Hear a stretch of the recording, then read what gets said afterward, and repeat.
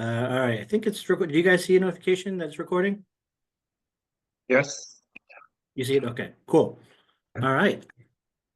So I am calling this meeting to order. This is 6E's first meeting of 2025. We are going to start with a roll call. So 6E01, that is vacant. So we'll go to 6E02. Don't believe is here. 6E03, also not here. 6E04, I believe that's the other vacant one.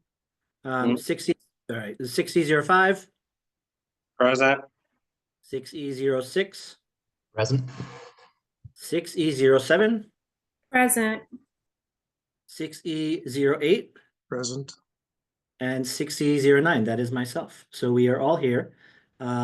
First up on the agenda is we are going to elect our officers for the year. So we have an old friend in Chris Hart who's going to help us with this. So I'm going to promote him to panelist.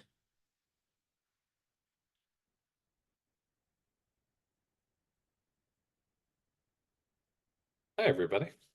Hello again. Oh, Hey. how you doing? Ratansh, do you just want me to Yeah, I'll let you away? take it away. Okay. All right. So I'm just going to read directly from the bylaws. So the procedure for electing new officers, the order of nomination and election shall be chair, vice chair, secretary, and treasurer. The election for each officer shall take place before nominations for the following office are opened. Each candidate for office shall be nominated by a member of the commission. Each nomination may be seconded by another member of the commission. Nomination speeches are permitted. The presiding officer, which is me, will ask the nominee whether he or she will accept the nomination. If the nominee accepts the nomination, the nominee may also make a brief statement. When nominations are closed, the commission shall determine the method of voting, which we'll just do by a simple majority vote, and a majority of commissioners present shall be required for election of officers. If any office remains unfilled after the first vote, voting is repeated twice to obtain majority vote for a single candidate. If after the third vote a candidate has not received a majority, the winner will be chosen through the drawing of lots. Any questions or concerns about that? That's direct from the bylaws. All right, so I will open nominations for the position of chair.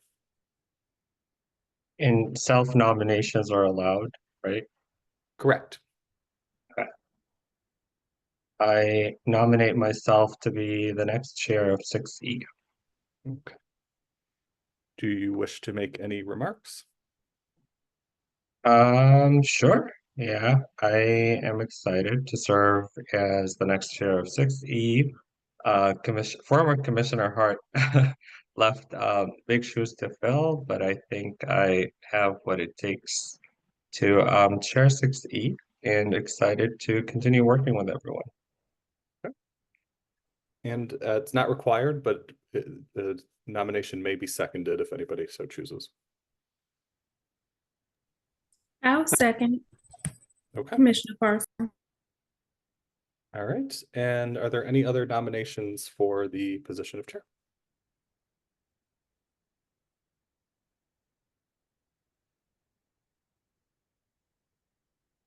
Okay. Not hearing any, we will take a vote. All those in favor of Commissioner Abu Khalaf for chair, please vote aye. Aye. Aye. Aye. Aye. And Commissioner Abu Khalaf, I didn't hear you. Oh, aye. Okay. All right. Well, congratulations, Commissioner Abu Khalaf. You are now chair of ANC 6E. Thank you. All right. So then we'll move into nominations for vice chair. I'll nominate myself. Okay. And would you like to make a statement of any kind? Sure. Yeah, just that I served as vice chair for about 2 years with Commissioner Hart. So I feel like I can be a good backup if the times are ever needed. I also served as treasurer before, so I'm willing to kind of do whatever it takes to make sure things are running smoothly. So, yeah. Okay. And again, the nomination can be seconded if anybody chooses. I'll second that. Okay, seconded by Commissioner Kaufman. Any other nominations for the position of vice chair? Okay, not hearing any, we'll proceed with a vote on the position of Commissioner Hans for vice chair. All those in favor, please vote aye. Aye. Aye. Aye. Okay, and there are 5 ayes, 0 nays, so congratulations, Commissioner Hans. And next up, we have the position of secretary, so open nominations for that position. And nominate Commissioner Prince. Okay. Commissioner Prince, do you accept the nomination? I do. You do, okay. Would you like to make a statement of any kind? Sure. I am very dedicated to the fidelity of our notes that we take and post, or actually not that we take, but our assistant takes. And I believe that our website, which I think the secretary is in charge of, should also be, up to date and fulsome and so forth, and perhaps I can find some ways to improve it. And I might note in passing, I was the secretary of my condominium board for a couple of years before I became the president last year. Great. And again, if anyone would like to second the nomination, you may do so. I second the nomination. Okay, seconded by Commissioner Abukalov. Any other nominations for the position of secretary?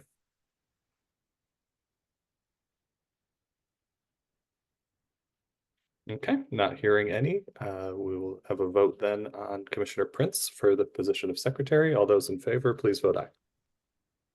Aye. Aye. Okay. 5 ayes, 0 nays. Congratulations, Commissioner Prince. And finally, we have the position of treasurer. Do we have a nomination for treasurer?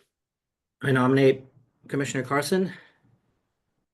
Commissioner Carson, do you accept the nomination? I think she's frozen.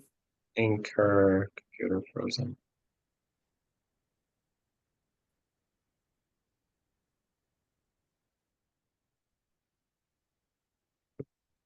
Sorry, guys. Yes. Yes, okay.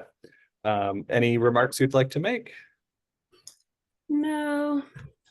I done it last year. That's fine. And Everybody else, I don't mind doing it this year. okay. And a second for the nomination? I will second. Okay, Commissioner Prince seconded. All right, so any other nominations for the position of treasurer?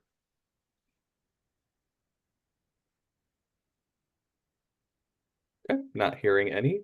I'll ask commissioners to vote on Commissioner Carson for the position of treasurer. All those in favor, please vote aye. Aye. Aye. Aye. Commissioner Abukalov, I missed you, sorry. Aye. Okay. And so Commissioner Carson has been elected treasurer, 5 ayes, 0 nays. Well, congratulations to the new executive committee of ANC 6E. And I will, I guess, turn the meeting over to Chair Abukalov. Thank you. And best of luck to everybody. Thank you. Thank you very much. Thank Thank you. you. Good to see you. For dropping in. Thanks all. Bye. Bye. So moving on to the next item, approving the agenda. Can everyone see my screen with the agenda? Okay, Yeah. great. So the draft agenda that we have already completed the first 2 items, and then we will move towards approving the minutes, updates from council members Al's office, mayor's office. I believe that due to the recent plane crash, MPD is unavailable today to do their update. So that's one revision to the agenda, and then the other items will remain as is. So any thoughts or revisions to the agenda before we vote on it? No, not from me. Sounds good. I will move to approve the agenda for 6E January 30th meeting. Any motion to second? Second it. Sounds good. So we will move with a vote. All those in favor, please say aye. Aye. Sounds good. Aye. So agenda approved with 5 ayes, 0 nays, and 0 absence. So we can move to the next item, which is approval of December minutes. The minutes have been circulated previously. Commissioner Kaufman, since you were not part of the commission in December, and this is your first meeting, feel free to vote absent. And yeah, I can move the motion to approve of the 6E December minutes that were previously circulated. Any motion to second? I'll second. Great. So all those in favor, please vote aye. Aye. Aye. Abstain. Abstain. Okay. That is not a problem. And welcome to 6E. So the minutes of December 6E meeting have been approved with 4 ayes, 1 absent, and 0 nays. And with that, we will move to the next item on the agenda, the update from Council Members Allen's office. See that John is here, so I will promote you to a panelist.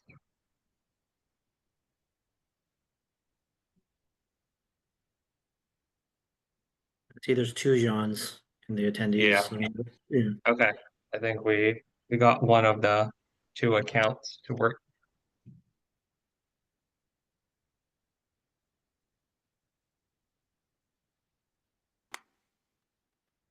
There we go. Can you guys hear me? Yes. Can Oh, hear you great. and see you. Okay. Excellent.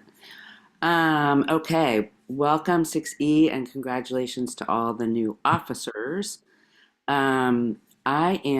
Let's see, let me scroll down to my notes to see what I can put in the chat. Let's see.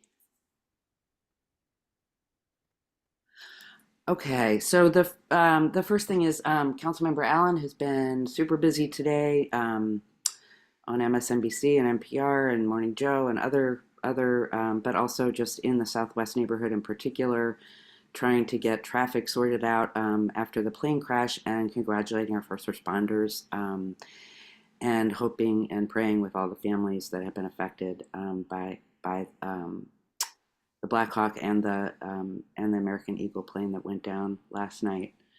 Let's see.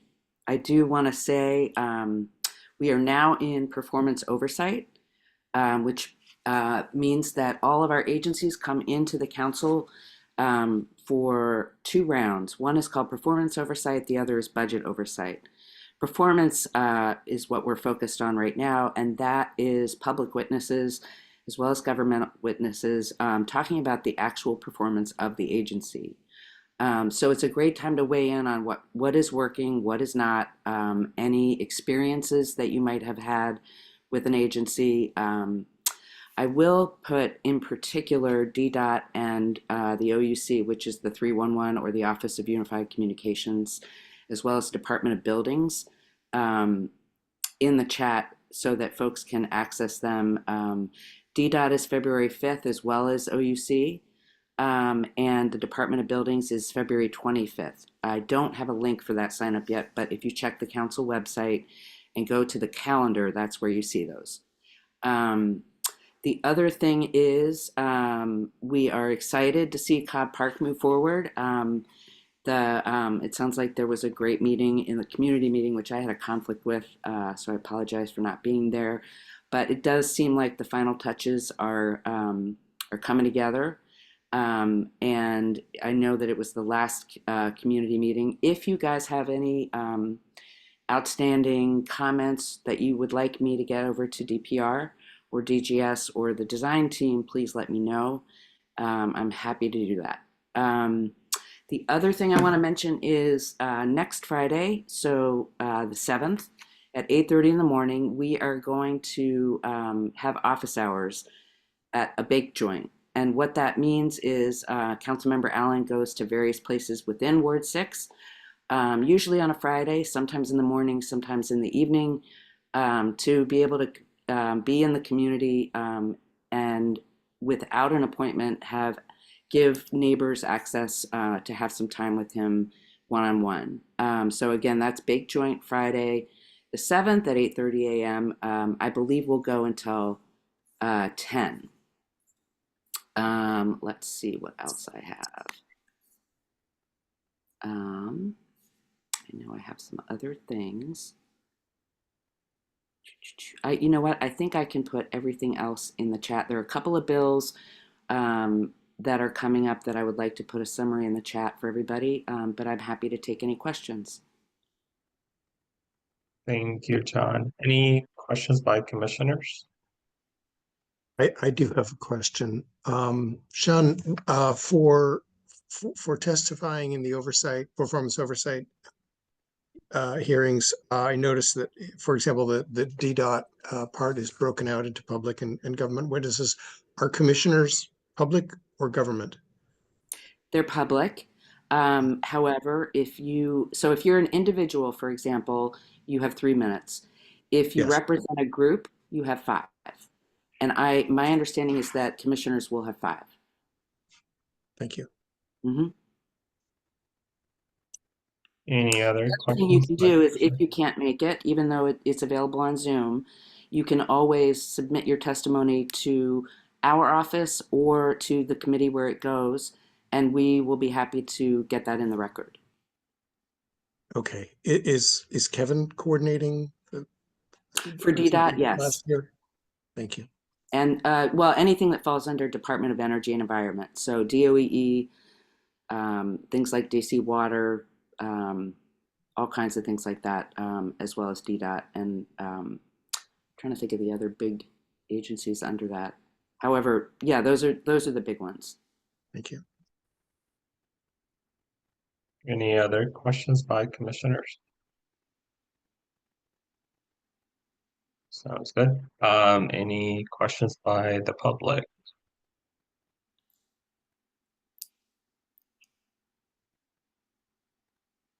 I will say that in 6E, we have had some building-wide issues, including at Tyler House and Golden Rule Plaza, as well as the apartments, to name a few. And Commissioner Carson and others have been working hard on trying to get residents organized and addressing those concerns with the ownership as well as the property manager and the regional leadership. If anyone wants to get involved in that, please email me. These are chronic issues that have been going on a very long time. The residents are extremely frustrated, and we are happy to be of service. But if anybody has any comments to that end, please let me know. Yeah, I definitely have a lot of comments. Tyler House is in my SMD, and then also 2M apartments, and then we've been getting questions about about a building in 6E04 that is currently vacant. We don't have a commissioner there. I think, and we can continue this discussion. I think the problem is that we often don't get a whole building inspection that cites all the issues at once. They're more targeted towards individual units, and then when there should be like a larger report that emphasizes the issues when especially they're facing flooding, mold, and multiple units to hold the property owner accountable. Commissioner Carson, any thoughts or comments? I know that you worked on this issue as well. Yeah. In my testimony to you guys, I can't physically be there right now because of my surgery, but it's a huge mess, and I do want to also testify on behalf of Department of Buildings. They often do a great job, but they have some flaws, a couple of flaws too, with showing up and responding to the residents once receiving their complaint via the portal. So it's very tough, and a lot of these buildings as a whole needs to be inspected. And I think beyond the inspection, I think the accountability and the relationship, that's something that the MOCR and I work on well together in terms of calling a meeting and having the two offices there, because obviously he has more access to the agencies in some ways than I do, because they serve at the pleasure of the mayor. However, I spend a lot of time building relationships with folks in those agencies to be able to get answers for neighbors in a more timely way, especially when they've done their part. And I feel like it may be time to have some sort of meeting, and obviously we can talk further offline, but have a meeting where there's more than one agency, as well as the MOCR and the ANC and our office. That may be a good place to start. I agree. Yeah, that would be great, especially because I think some issues are handled by a different agency, right? Like mold was reported to the Department of Environment, right? And then like other issues are reported to the Department of Building. So how do you coordinate and have one unified report that Yes, and the Department of highlights all Health the for issues? rodents has to Mhm. be invited by Department of Buildings, which is something I recently learned. Because they won't come inside unless they're invited. Yeah. Well, I would more say to in come. terms of the PD, we can be super proud of our 1D Commander Hall, who has been working really tirelessly on everything from notifying neighbors in Buzzard Point about traffic stuff to overseeing Harbor Patrol as they work through the night. That is a team that is very understaffed. And so I just want everybody to know that they have really done a beautiful job. Great. Thank you. Last chance, any questions from the public? If not, we can move on. Let's see one. Oh, I saw one hand raised and then I lost it. Well, we don't want to keep you too long. Thank you so much, Jan, and we will Okay, continue I'll the keep an eye out in conversation. the chat, and I'll put my email there as well in case somebody comes back. That is great. Thank you, Jan. Have a good night. Just checking. Commissioner Crystal Watts says that she's online, but I don't see her name. Oh, iPhone.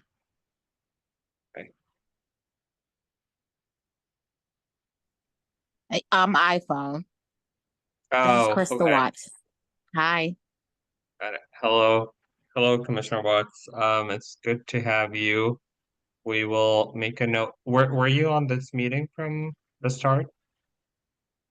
No, I came in maybe 15 minutes ago. Okay, got it. Well, we'll note that you joined this meeting around 6:57 p.m. or let's say 15 minutes ago. About like would that be 6:45 p.m.? We'll just make a note that you joined the meeting after. Congrats on your election and welcome to 6E. Moving on with the Before we move presentation. on, I Yeah. actually have a quick modification for the agenda. I just noticed a small typo on it. I think it says Yeah. January 2024. So I think we need to change that to say January 2025. Did you also see that? Oh yeah. I don't know if we need do to we- formally, Sure. Would you want to make would that be through a motion? Sure. yeah, so I guess, To be on the safe side. okay, yeah, so I moved to change the agenda for ANC 60's January 2025 meeting to say January 2025 instead of January 2024. A motion to second. Second. So Commissioner Hans moved and Commissioner Prince seconded to revise the agenda to include the correct year, which is 2025. All of those in favors, please vote aye. Aye. Aye. The motion passes 6 yays, 0 nays, and 0 absentees. Thank you for catching that. Yep. Moving forward, we will move to the next item. I see Noah. Here I don't see Marcus, but we'll check with Noah. Hi, Commissioner. Thank you so much. Marcus couldn't make it tonight. I'm filling in with him. But for everybody on here tonight, I'm Noah Glasgow. I am Mayor Bowser's Ward 6 liaison alongside my manager, Marcus Manning. It's just a fancy way of saying we're her eyes and ears in Ward 6. And we are your point of contact for DC government agencies and to help you navigate the DC government should you need it. Congratulations to 6E commissioners on your election. I know I've reached out to some of you, especially the new ones. Would love to get that chance to connect with you on a more personal basis to get to learn more about your SMD, what issues you care about, and what issues are top of mind for your residents. I echo what John said from Councilmember Allen's office about our first responders with the plane crash that happened last night. They have been working tirelessly all day to recover any individuals that are victims of that crash. At this point, the National Transportation Safety Board is leading the investigation. DC will support as needed, so will various other jurisdictional first responder agencies. But I just have two other updates from the mayor's office. First and foremost, our 2025 DPR summer camp reduced rates. So Mayor Bowser and DPR are encouraging eligible residents to apply for reduced rates to our DPR programs. The families that are interested have to apply by Monday, February 10th to have reduced rates applied to summer camp registration. And then camp offerings, those are going to be published on the DPR website on Monday, February 3rd, 2025. And the registration for that will open on Valentine's Day, so the 14th, via the lottery system. And that's going to run through March 3rd. The second announcement that I have is regarding the Marion Barry Summer Youth Employment Program.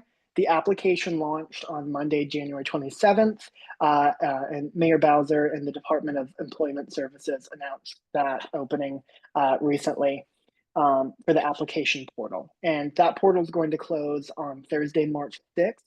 And for more information for your residents, I know that 6E, especially, I've been reached out by a number of commissioners for 6E about youth programming for residents within your SMDs.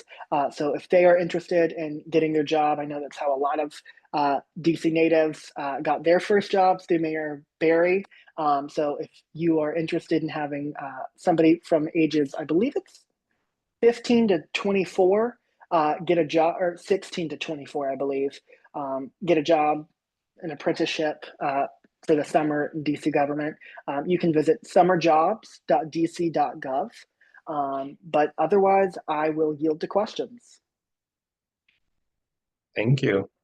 Any questions by commissioners?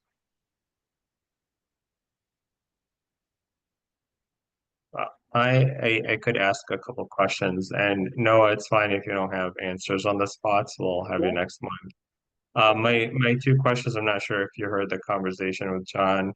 from council member's office. I think that's something that Commissioner Carson, myself, and other commissioners here would like to work with the mayor's office and other agencies on coordinating, citing, and documenting individual issues that accumulate in buildings, including mold, flooding, trash collection issues, and other issues. I don't know if you have any thoughts on that, or you would just want to have that conversation via email and just continue the conversation. And then any new information on funding initiative 83 that implements ranked choice voting. It passed by voters as a ballot initiative, and I haven't heard anything about funding it through the mayor's budget and the council as well. So for the first one, about the coordination of agencies regarding buildings, I would love to have that conversation. Marcus would as well. We have a core team meeting, so our core team is our internal contacts within each agency. Those are a point of contacts to help us get in contact with the other agencies to, get to work for residents. We'd definitely be open to having that conversation. In terms of funding, Initiative 83, the mayor proposes the budget, the council finalizes the budget. They are the ones that get to tinker with it. Mayor Bowser is about to release her budget, but ultimately it's up for council to fund. Right, and do you know if that funding item will be included in the proposed budget, or you don't? What council will choose to do, but yes. Okay, thank you. Any questions by commissioners before we open the Q&A to the public? Great. If anyone has any questions from the public, please raise your hand or feel free to type it in the Q&A box. Right. Last chance to ask a question. Great. Thank you. Contact information in the chat before I go. Great, I appreciate that. Thank you for the update and answering the questions, Noah. We will talk to you soon.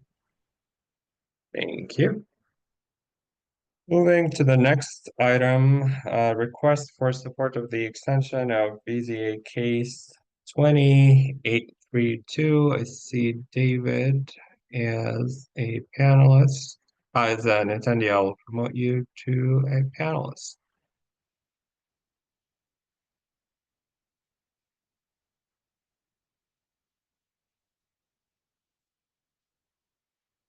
Great, thank you for promoting me. And if we could also promote Sean Sullivan, if he is on. Sure.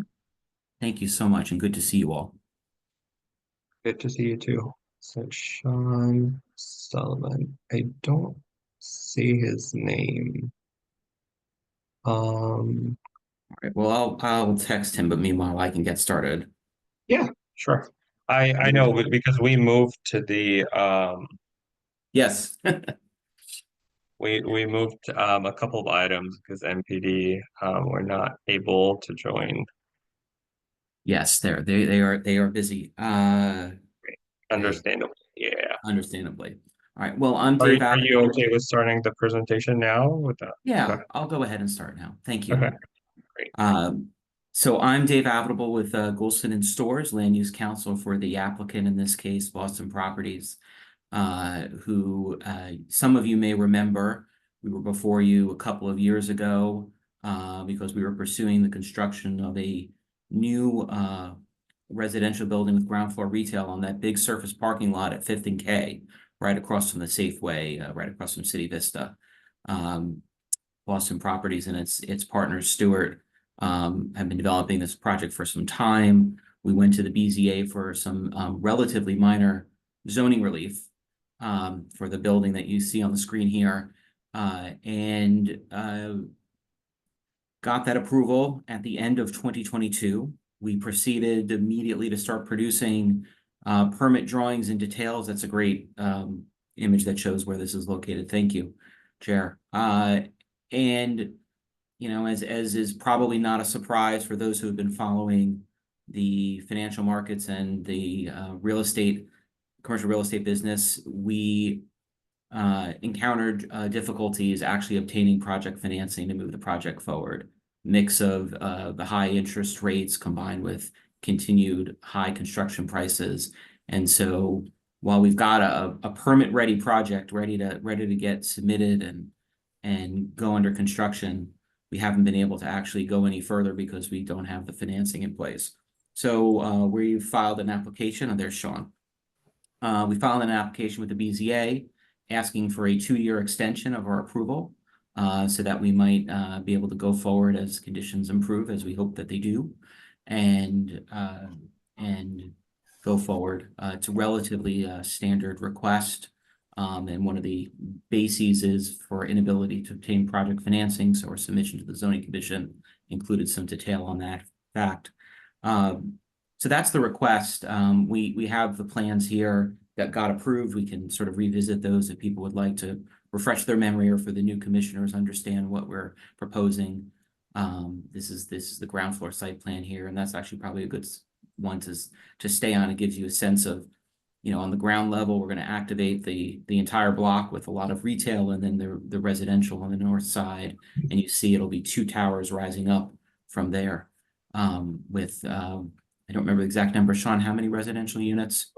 540 and about 27,000 square feet of ground floor retail. That's right. So I'll stop there, and we can answer any questions you might have. So I think because most of us are new to this commission or joined this commission before, could you just give us some information about the context about the original BZA request and Sure. what it entailed? That would be really helpful. Sure, this is a good slide for that as well. The project's generally matter of right. This is a downtown zone that allows relatively as high height as you can get in DC, 130 feet, and unlimited density when you proposing residential use. But the relief we needed, if you look in the upper right-hand corner of the site plan there, that's where a residential entry is. You can see there's a red arrow pointing in there. And what we wanted to do is set back just the ground floor of the building a little bit to create a more gracious pedestrian entrance. Fifth Street's a somewhat narrow right of way, relatively speaking, and so we wanted to create a little additional room on the sidewalk. And that relief required actually a relief from the zoning. That relief from the building required relief from the zoning regulations, because normally in a downtown zone they want you to build your street wall at the ground level all the way out to the property line for good cause. They want to activate it with retail. And so that was the extent of ultimately ended up being the extent of the relief that we secured from the board. Yeah, and I would just add that you might be wondering why, and the reason is there are a few things. One is just as Dave touched on, to provide a little bit more sense of identity for the main building entrance. We have, as you'll notice, there's sort of a cut through. All the traffic will enter off of Fifth Street, and then they'll go down. The residential traffic will go down to the parking garage, and then come up on the left or west side and exit through 6th Street. So as that being the main point of entry, wanted to kind of stand out along the block, just for, again, visual cue. It also allows for, we think, a more secure point of entry for the building, a little cove. It makes it easier for our reception desk to kind of see the front door. And it also provides a little relief from weather, which is important for people waiting for Ubers. And we found to be a nice add for a lot of our projects. So for all those reasons, it's a very modest request and not completely what we went in for originally. But we're looking, just basically, as Dave said, to have additional time here to hopefully have the macro forces start working in our favor. We believe heavily in the project and in the neighborhood. We're committed to delivering what we think is probably one of the last few kind of undeveloped sites in the neighborhood. And we're again, we still have a lot of faith in the project. Ultimately, just need a little help. Thank you. That was very helpful. Any questions by commissioners? Unfortunately, this single member district is vacant. So we have a commissioner that area, that specific area. But any other questions by commissioners? Looking at you, Commissioner Prince, you're usually the traffic expert on the commission with the good questions about I do have a interactions question between about bikers, traffic. pedestrians, and cars. But I just want to understand clearly what we're being asked to do. We, in a gist, I understand that we are asked to support an extension of something because you need to secure additional financing or something like that. Is that? That's correct. Yes, yeah, to take a step back, the zoning commission or the BZA, when they approve a project, they typically say, this is good for 2 years, and within 2 years, you need to file a building permit. And our 2 years have run out, and the regulations allow for you to make a request for more time for certain causes, one of which is you've been unable to obtain project financing. And just to be clear, too, just a little more background. So we have progressed this to basically a permit level set of drawings. So we're ready. Again, with the financing notwithstanding, we're ready to pursue this, and we've invested since that BZA approval. I think we've invested upwards of $3 million just getting the project ready to go. Right.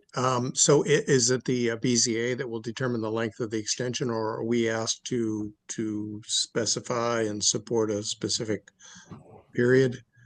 How does it work? Yeah. So we make the request, and the regulations sort of say you can request up to 2 years. Everyone always asks for the maximum amount of time so that you don't have to come back in a year. The BZA typically just gives you the time that you ask for. I can't think of an extension I've requested in the last 2 decades where they've done anything other than that, but I suppose it is within their prerogative. And they'll look to the ANC for your thoughts on what we've requested. Okay. Thank you. Now, my traffic question, it is about the 6th Street side. If I am reading this correctly, then you said vehicles entering to access the parking garage would come in off 5th. So this is sort of a one-way, it's not really an alley, I guess, but it's a parking garage entrance.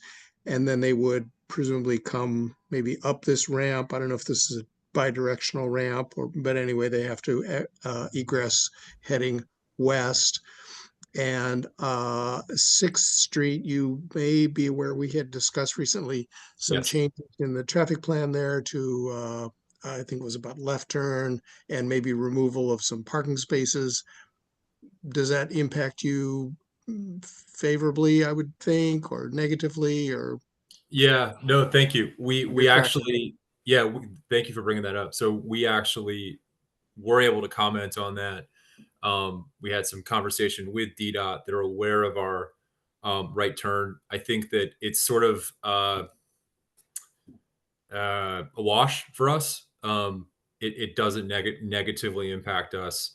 I think it gives us a little bit more breathing room as we're making most of the traffic will be taking a right. So I don't think it was not a major impact. We just wanted to make sure that they weren't bringing that down past our future entrance, which they're not. So it's really of little impact to us. Thank you.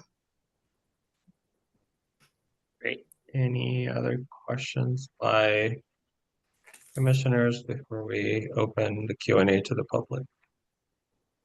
Could you elaborate a little on your expectations of, if you have any, of when the financial situation would look better for you, or do you have any timetables? Or That's a fair question. Fair question. It's come up before. I try not to paint an overly rosy picture, but I'll try to be real, which is to say, in our hope would be that towards the end of this year, we have sort of either progressed or getting close to sort of finding that financial partner, and that if that were to happen, we would work quickly to get our permits filed. And with any luck, we could be sort of under construction in the sort of, latter half of 2026, would be, I think, a great outcome for us. And overall, just again, to give, for folks who aren't familiar with it, we think it's about a 30-month construction project, from start to finish. So we would be excavating, and then coming back up, as you saw in the pictures for the two towers.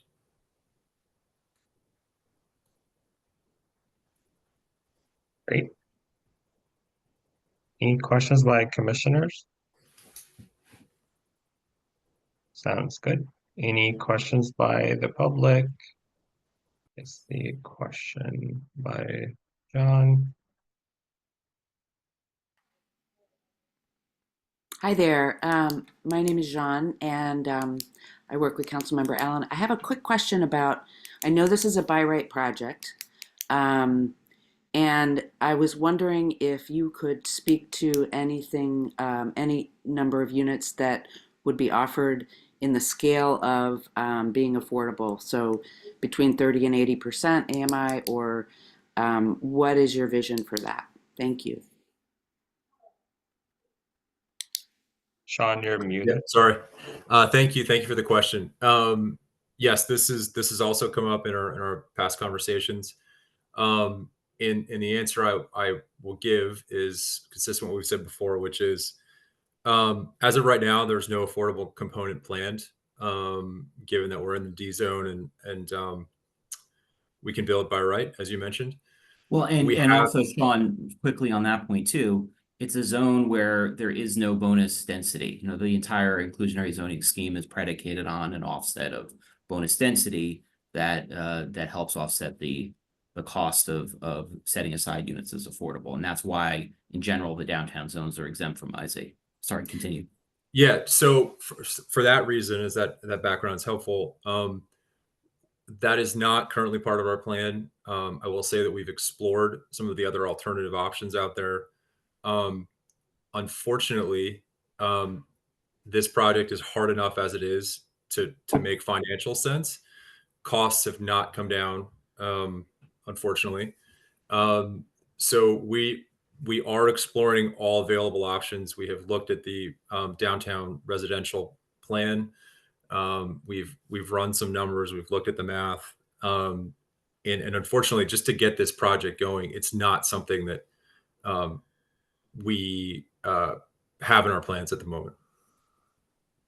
And I think too, the other thing that's important to that is, we looked at it. Part of the problem is this site is actually outside of the area that's eligible for the housing in downtown Correct. abatement that the council had passed. We're about a block and a half too far east, and so that's actually not a tool that's even available to us.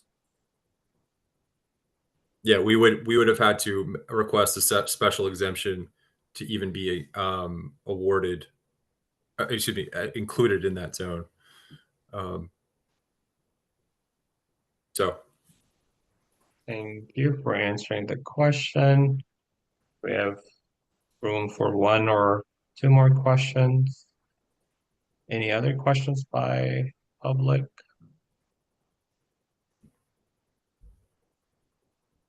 Okay. Let's see any other questions. And so the request, just to make sure that we have it right, is to vote on a resolution expressing our support that the BZA extend the relief granted under case 2832, or just more broadly the approval of the BZA for the project. Which one is more accurate? I think it's more accurate to simply say just extend the order, the time, the order, the validity of the order. The validity of the order for BZA case 2832, or shall I name the project's name? No, I think that works very well. Thank you. Got it. So I will go ahead and make a motion to vote on a resolution expressing our support that BZA extend the validity of the order for case 2832. Yeah, motion to second. I second. Okay. Commissioner McAuliffe made a motion, and Commissioner Carson seconded. All those in favor to vote on a resolution expressing our support that BZA continue the validity of the order for case 2832, please say aye. Aye. Aye. Aye. Commissioner Watts. Aye. Okay. So the resolution passes with I have 1, 2, 3, 4, 5, 6 yays, 0 nays, and 0 absentees. And we will coordinate with you, David and Sean, on getting the resolution submitted. Thank you. Lovely. Thank you so much. Thank you, commissioners. Appreciate it. Thank you. Have a good night. You too.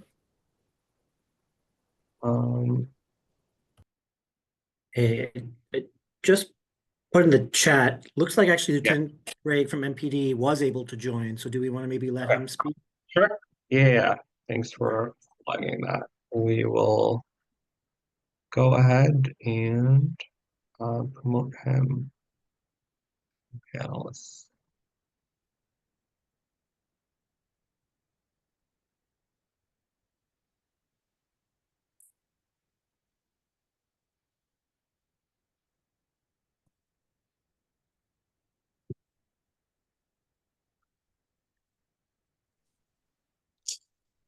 Good evening.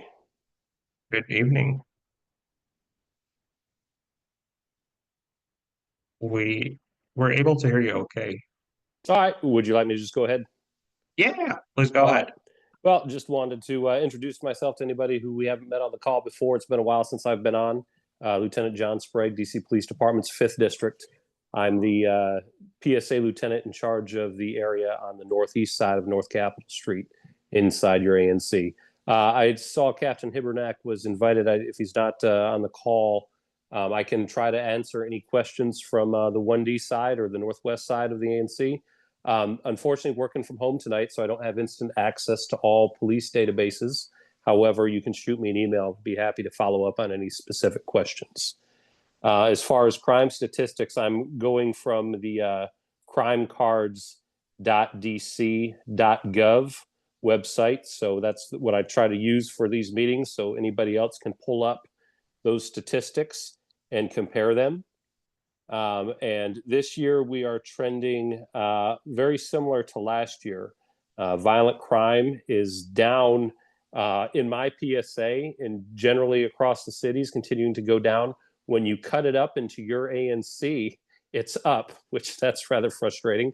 There's been an increase if we run the same year-to-date time frame in ANC 6E.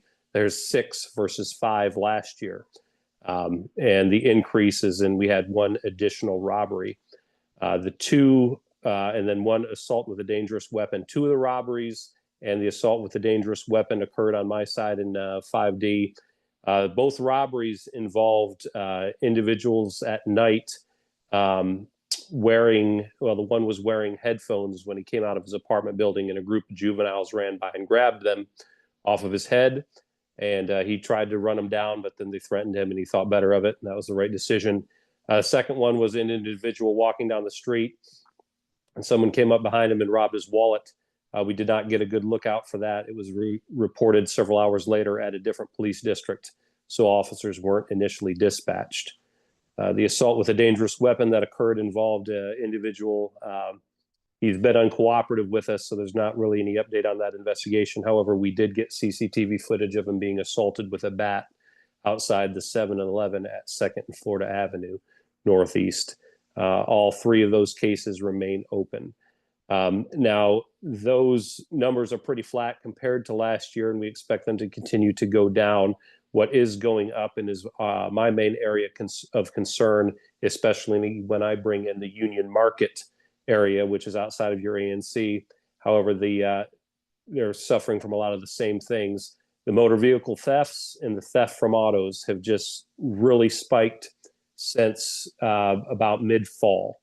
And Commander Rooney has given me a business beat, which that amounts to 2 officers on mountain bikes patrolling Union Market and Noma during the peak times that we're seeing those crimes being reported. And so I'm hoping that their efforts will drive that down. However, we're running almost 100% on thefts. Theft from autos are depending on how you calculate the math, 200 to 300%, and motor vehicle thefts are flat, which that's kind of an interesting trend. But our thefts and our theft from autos, all we're asking from people is that they do not leave things of value in their cars that thieves can see and make easy targets out of. That's something we really focus on during the Christmas holiday. However, it's extended into January, and like I said, it started to spike up in October, November. Those are the things I wanted to point out. I'm happy to take any questions and try to answer anything I can. If I can't, due to not being able to pull the information up, I'm going to put my email in the chat. So just feel free to shoot me an email, and I'll get back with you with a specific answer if anything I can help you with. Great. Thank you for the update, Lieutenant. I have a quick question. Any updates on gun violence on M Street, especially between the area between First Northwest and First Northeast? Just that we have not had any homicides. Now, we have recovered some weapons throughout the past few months, especially in the Tyler House neighborhood, and we have consistently seen people carrying guns in that area, and we continue to conduct investigations to combat that. The specific violence that we saw on M Street last summer, I have not seen any information to say that those community disagreements have ceased to exist. However, we have not had any of the violent crime occur in the ANC.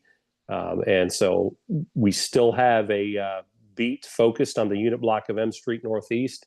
However, it's no longer a fixed post. It's those officers who are assigned to that move around from that location to over to Tyler House and then up into the 3rd District, which is North Capitol and Hanover Place Northwest. And that just makes them a little more mobile and allows them to address a lot of the concerns in the area instead of just sitting in one location, which really just displaces the element that we're concerned about instead of diverting them to other activities as a whole. Got it. Yeah, thank you for the update. Any questions by commissioners?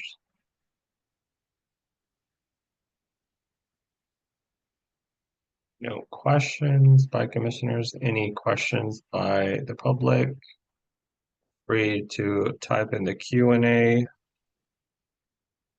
or raise your hand, ask a question.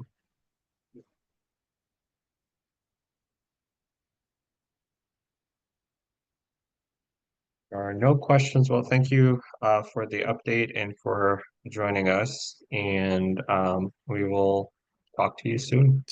Yep. Thank you. Have a good evening. Thanks for your time. Thank you. Yep. Bye.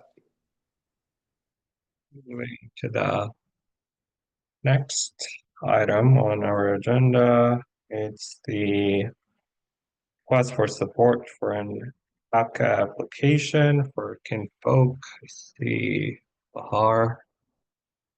The call.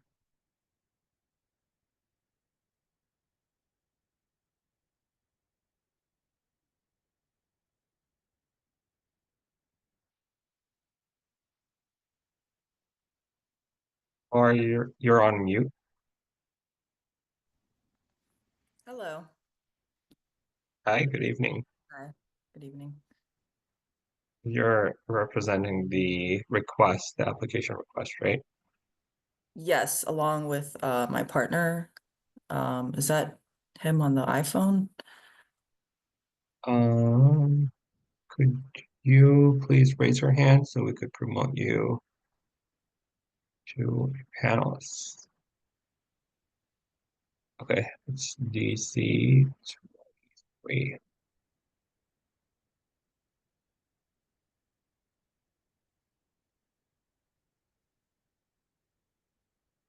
There we go. Can you guys hear me, see me? Yep, can see you and hear you okay.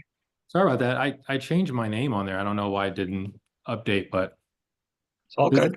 I'm Ed Bush, Chief Executive Officer of Produce, and Bahar Aligbandi met there, the Chief Operating Officer there. So good evening. Nice to meet you guys. I don't think I've haven't had much time to talk, but I'll jump right into it. Basically, we're in the process of opening a licensed medical cannabis dispensary at the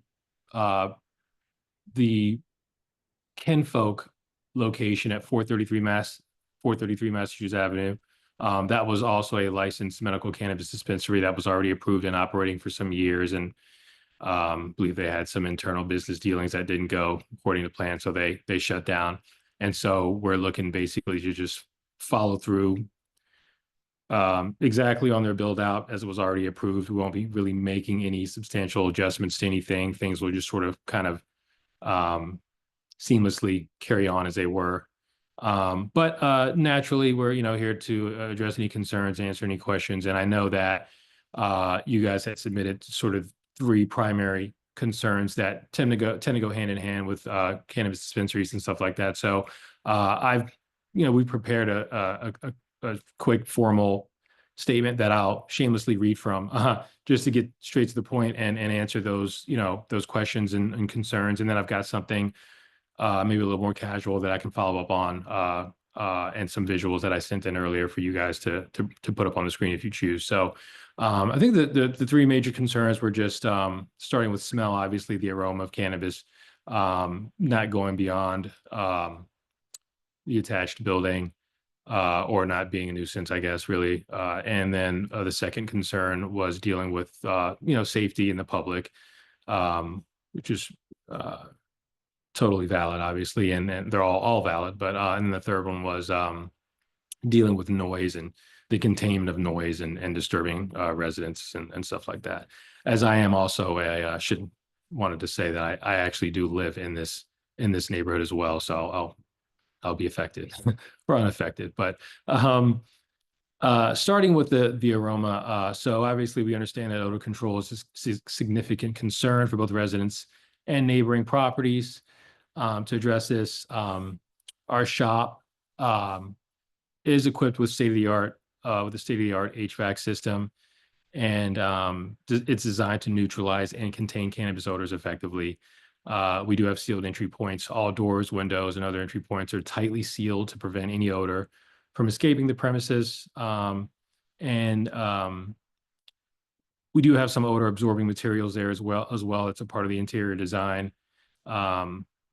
I do believe there are actually some specialized paints in there as well, which is pretty technical, but we have things in place to minimize scent leakage from inside the structure. And our facility will undergo routine maintenance checks to ensure all ventilation and filtration systems are functioning optimally.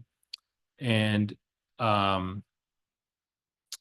compliance and regulations in regard to that, we adhere strictly to DC's cannabis odor control regulations, ensuring that our practices meet or exceed all local standards for odor containment. Next, dealing with the security issues and stuff. There is I'll follow up with that. I did send in something visually, but I can follow up with that later. But as it relates to 24/7 to surveillance cameras and safety, we do have, the shop is equipped with high definition security cameras strategically placed both inside and outside the premises to monitor all activities continuously. The cameras are connected to security monitoring systems to ensure real-time oversight.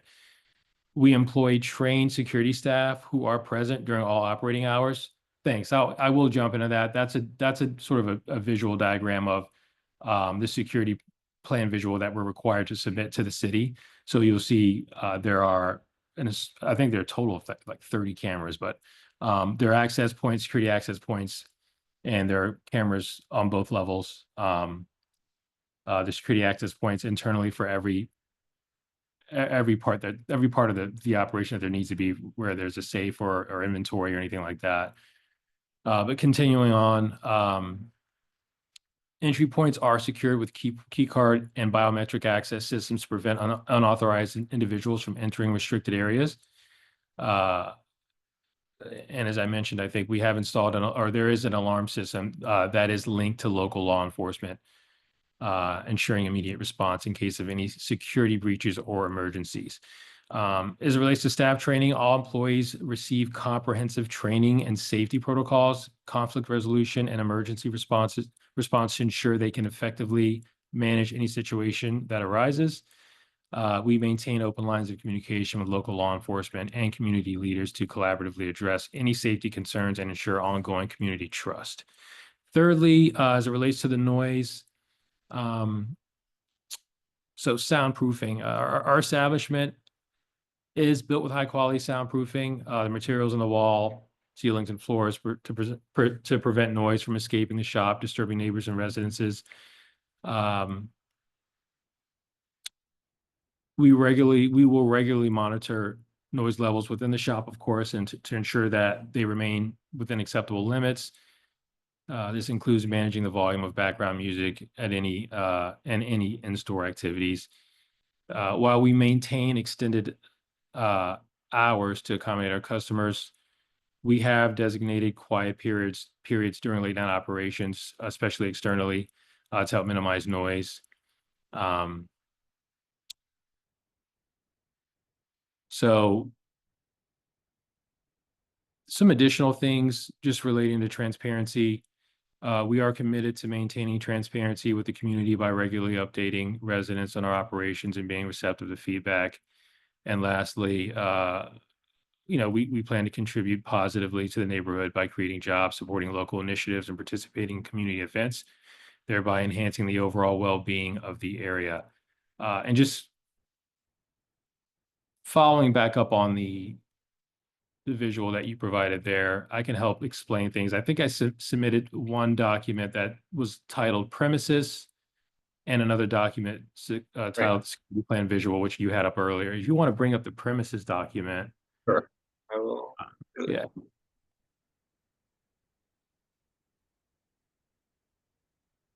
I don't know. Is it? I can't see. Yeah, got it. Okay, there it is. Let me make this a little larger so I can. Well, you'll see there. Could you scroll down a little bit for me because Sure. See that I really want to just show that front part there. So the premises document there details the outdoor roof area that will house an exterior summer garden. Now, don't be confused. It's contrary to what that term may imply. But will be no cannabis grown outdoors or anywhere on the premises. That's really meant just to house an area for outdoor consumption that has been approved by the city. And so that particular area there on the roof deck, the rooftop area down to the right, written in blue, that area will be insulated with plant life and semi-concealed to thoroughly enhance privacy, suppress noise, and any aroma that can travel from that area. We plan on sort of installing sort of a mesh roof type situation. There will be sort of mobile ventilation down there as well. And as I mentioned, a lot of plant life just to sort of not have things be as exposed. So if you could also bring up, I guess next is bring up the security plan visual again.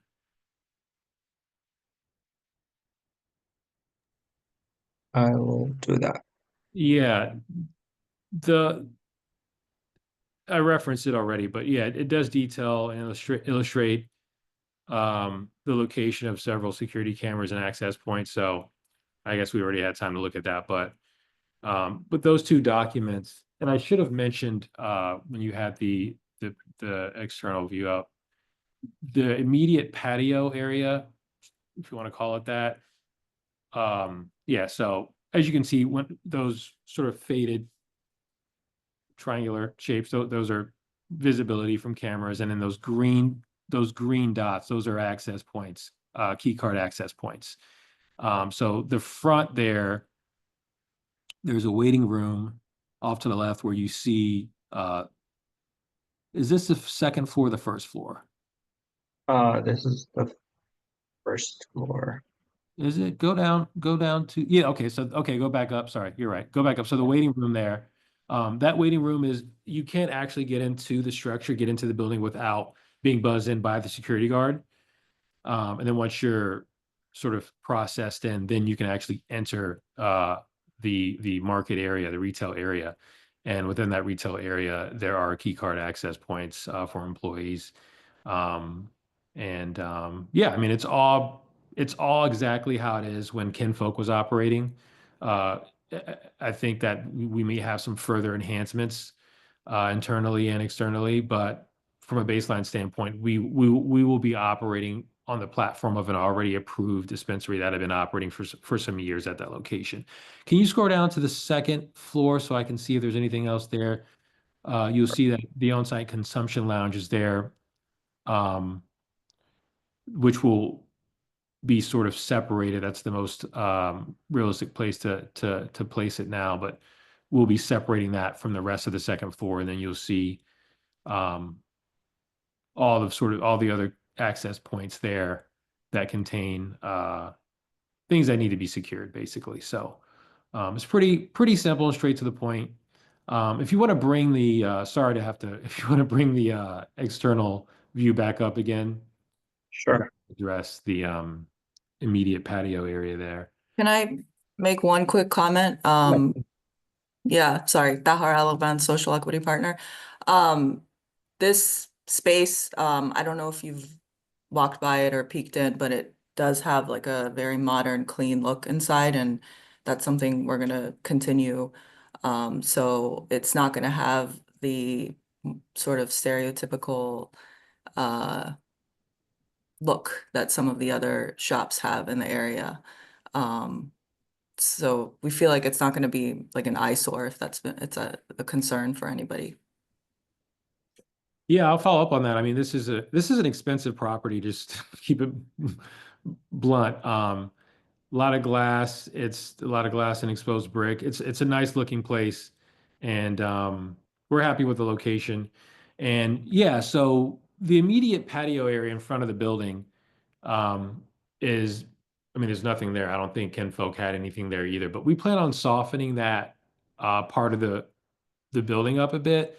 We intend on housing planters there with nice shrubs and small trees and stuff like that to just help soften the presentation. We might have some seating out there, not used for consumption or smoking consumption or anything like that, just to sort of help contribute to the appearance and to the just the environment around surrounding the structure and the neighborhood. Just looking to basically contribute as much as we can and make things as inviting and as presentable as we can, and sort of take it to the next level as it relates to what the previous operation was doing there. So I think that's pretty much it. Obviously, if there are any questions, feel free to ask. And thanks for your time. Thanks for letting us hop on here and talk about what we have in mind, what we have planned. Thanks for the presentation. Commissioner Hans, this is in your single member district. Yeah. Do you have any questions or comments or thoughts? Yeah, so apologies if I missed this. So what are the hours going to be of this location? Yeah, that's a good question. I submitted, that's all. The hours are, I believe, I'm going off memory here because I submitted this with the application and I didn't bring up I don't have the application up in front of me right now. Maybe I can bring it up here as we're talking, but they're normal retail hours. They're not anything outside of the normal retail 10, I think 11, I think it's a 10 to 9, and then like I think it's like 12 to 6 on Sunday. Let me see if if you have another question that I don't have to reference my memory on, I can get that out of the way, and then I can resort back to this application so that I can answer that more specifically for you.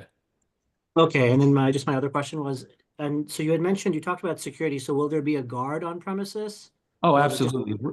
Absolutely. Yeah, we're required to have a lot of the concerns that we typically have about cannabis dispensaries are already sort of Okay. neutralized by the requirements of the city. So yes, we are absolutely required to have a security guard on hand. We'll have at least one securing the property, mainly responsible for allowing access into the structure. And so, yeah, to answer your question, absolutely. And I got the hours up here. So it looks like Monday through Tuesday, it's 10 to 8. Sorry. Monday and Tuesday, it's 10 to 9. Wednesday and Thursday, it's 10 to 10. And then on the weekends, Friday and Saturday, it's 10 to 11.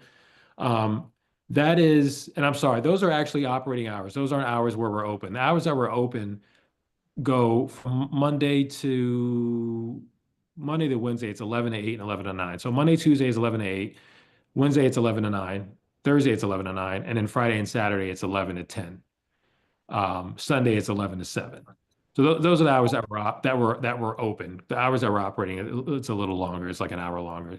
And then hours of service consumption are identical to that for internal consumption. For the summer garden,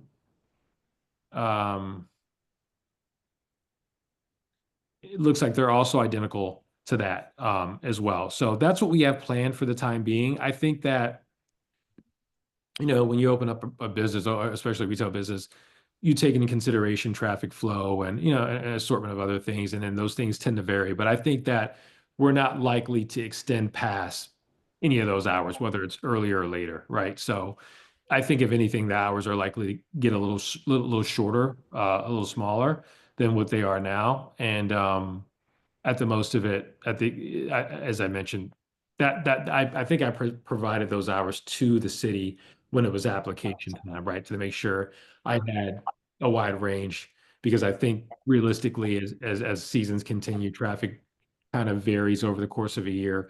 We'll probably have to sort of realize an average of what that's like and then adjust the hours accordingly. Any other questions, Commissioner Hunts? That's it for me, but I think Commissioner Prince has some. Okay, Commissioner Prince, you're on mute. Thank you. Thanks for the presentation. I have several questions here. I, was involved in negotiating a settlement agreement with a shop in my single member district. And that agreement was later employed as a model with yet another shop in the area.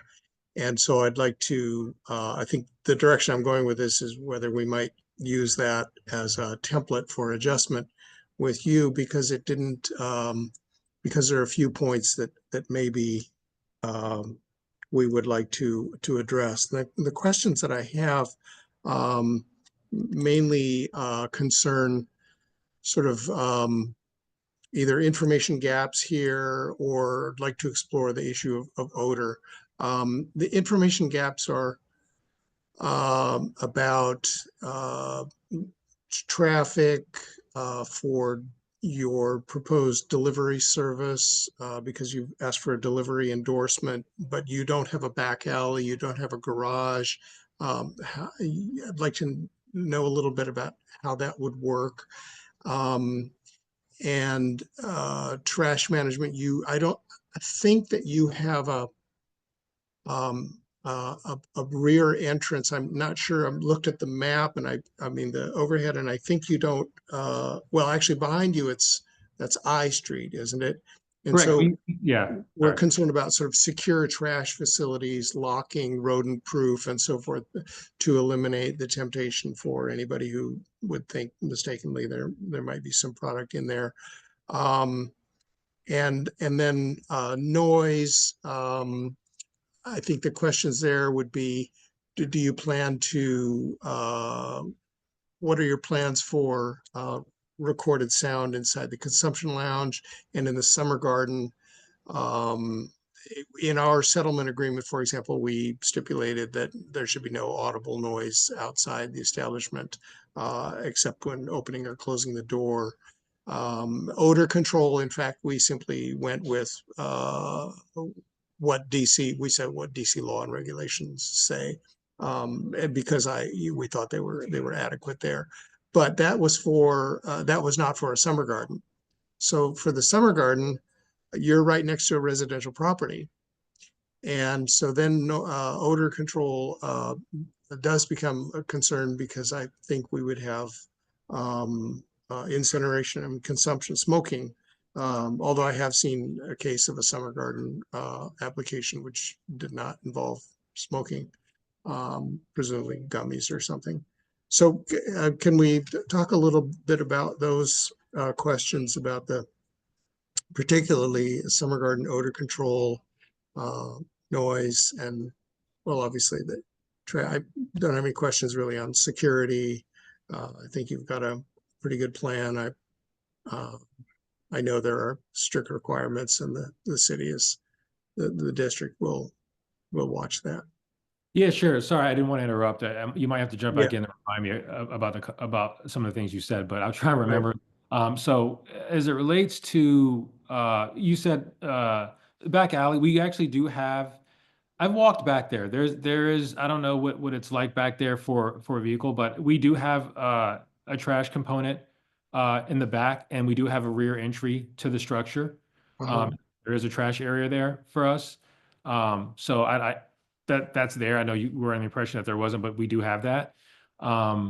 Noise. So do you have dumpsters, or what Yeah, do you I have? believe there were dumpsters back there. It's been a while. The landlord is a bit restricting with access right now, but I've been back there a couple, 2 or 3 times, and there's definitely a trash area back there. I think it might even be Okay. closed in. I think. And But how is the lighting? Would you put up additional lighting, like with motion detectors? Do you feel it's adequate? absolutely, I think there's a necessity to have cameras and lighting back there. Absolutely. So we'll address all those concerns as needed, right? I personally would think, we would require that. I mean, it's Sure. immediately outside of the structure, so we're totally, on hand with that. But it sounds like your primary concern has a lot to do with the aroma, considering it's surrounded by residential buildings and stuff like that. And as I mentioned, and as it relates to that summer garden area, right? And smoking consumption, right? That's a big one, yeah, because I think people would feel they may be able to detect aroma inside their apartments on that side of the building, or if the window's open, they may feel they're now not able to open their window and enjoy that experience. Yeah, valid concern. I mean, I don't want us to get overwhelmed with, I think there's a lot of stigmas associated with cannabis and the aroma and all that stuff. And it'll take us some time to get through that. You know what I mean? I think there are aromas that come through your windows that are much worse than cannabis, and we don't have to meet about those, right? They just occur and we deal with them. Cannabis is of the earth, right? But that being said, that summer garden area, as I mentioned, and I'll just sort of reemphasize here, we intend on installing a mesh screen above that roof area, so it's not totally exposed. It's more enclosed than anything. And then we will also have on that roof area installed things to absorb smoke and ventilation, and to diffuse any aroma that would escape out that mesh screen area. Now, that being said, I also want to sort of emphasize just sort of the reality of the operation where that roof area is very small. You really can't fit a large group of Oh, people. I was going to ask, what is the capacity?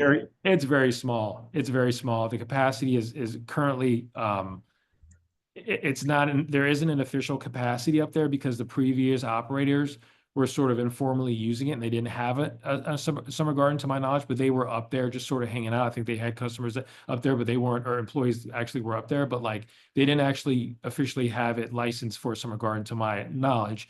But I think that's mainly because it's not totally built out to sort of house uh uh you know people in a comfortable kind of setting. So we'll need to work on that, but it's so small. How many people can you house out there comfortably right now? I think from an operational standpoint, um, you're running a real business, less than 10, less than 10 for sure, probably half that, 6 or 7 people, maybe 8 people, I think. And all those people not likely consuming cannabis, and even if they are, it's just I don't want us to get, I know that, like I said, there's stigmas associated. I don't want us to be under the impression that because there's a summer garden on the roof deck area, that there is also going to be a cumulative cloud of cannabis smoke just wafting through the, you know what I mean? That's not really what's going to be happening there. Uh, a cannabis, cigarette, if you will, is quite small. There isn't enough room for a lot of people to be up there at once. There's going to be a lot of insulation up there to diffuse any of that.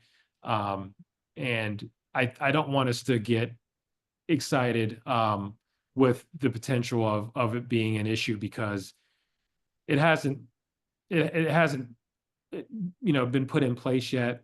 And in addition to that, there's just going to be so much that we're sort of on it. There's just going to be so much up there for us uh, to limit any potential of aroma that's going to get through um, the housing area above. I don't want to get too detailed about on this thing here, but I don't want to like have to go back and forth with anything. But there's reality, and then there's us trying to prevent the potential of what we really don't know is going to be, right? And I'm trying to sort of emphasize what is actually going to be, which is just almost nothing to begin with. And I'll jump into the noise question here because when you have a garden, right, you want to create sort of an atmosphere to lounge in, and we would like to play some music in that area at a very limited level, just as sort of a background elevator kind of volume.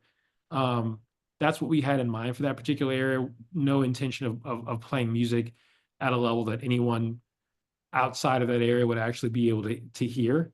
It really would be played sort of at an elevator sound level so that the people in that particular area can have something in the background to sort of vibe to, right? As far as the inside of the structure, you wouldn't possibly hear or smell anything transferring from the inside of the structure 100% without a doubt from the roof. I mean, there's a potential there, but the reality is highly unlikely because of how things are going to be set up out there. Am I missing anything? I feel free to jump to let me know. No, I mean that's all good. I think my concern here would be that if we didn't sort of memorialize this in a settlement agreement, for example, about the sound from the roof from the summer garden, which could be from recorded music, also conversation. Then we have no recourse if it goes in a different direction. So that's why we would maybe like to. I mean, I would support a settlement agreement. I don't think our settlement agreements were onerous that we reached with the other 2 establishments in the area. And let me see, the hours, no problem there. We did put a cap at 10 p.m. in one case. I noticed your hours of operation go to 11 p.m. But I think since the sales end at 10 and so forth, I think that was just for that additional hour would really only allow you to sort of close up shop. Although perhaps you could have customers on premise, but they wouldn't be able to consume. Keep in mind, that's only 2 days. That's only Friday and Saturday. Right. And but we did in our settlement agreement have a cap because of the possibility that the district might change the hours and push them out later. And so I wanted to leave it right there at 10 p.m. maximum. But I do have a little bit of concern about, like, if you have a delivery business, Oh, right. we have a vehicle. Where will you, are you going to have a pickup drop-off zone in front of your building? Is there a chance that it might end up using the turnaround in front of 425 Mass Ave, which is presumably reserved for their own people? So how do you envision that working? Yeah. And let me see what else I have. Yeah, that's kind of it. Oh, and just, has there been any outreach for you and for Commissioner Hans to the people in 425 Mass Ave? Okay, so delivery and then the public outreach. Can you be a little bit more specific about public outreach as it refers to Well, I mean, yes, there's a placard on the building. I'm thinking when I confronted this, I initiated some public outreach because I wanted to know what people would think about it. And I heard, and as you can expect, of course, the loudest voices were often those opposed. I mean, we ended up approving it. We reached an agreement, and things look pretty good, although they haven't started operating yet under license with that agreement. And so it's not on you to conduct public outreach, of course. So it's more maybe for Commissioner Hans of what he has heard from anybody. You did mention that you were aware of some concerns. I wonder if those were sort of generic that you anticipated, or if you had heard them from others. So I know there's 5 questions here. Yeah, so no, in terms of the concerns, I think those were just like generic ones that people usually come up with when there's a cannabis location. In terms of specific people, I did not do outreach because this is a location that's been around for a while. And I've been in this area for 5 years, and I personally haven't really seen anything ever. So, I mean, obviously I haven't been commissioner for 5 years, but when did this location shut down before it tried to get reopened again? Yeah, I don't, I mean, we've reached out to the previous owners of the business. We were not successful in gaining, and trying to interact with. I think that there was some internal business dealings between the partners involved in there that I think one guy wanted to continue, another guy didn't. I don't really know the specifics. And I tried, honestly, believe me, I asked the landlord, I asked the landlord brokers, I tried to get something out of them. They weren't really willing to share too much, whether they knew it or not. They made it sound like they didn't know much themselves, which I found it hard to believe, but that's all I know about how they shut down.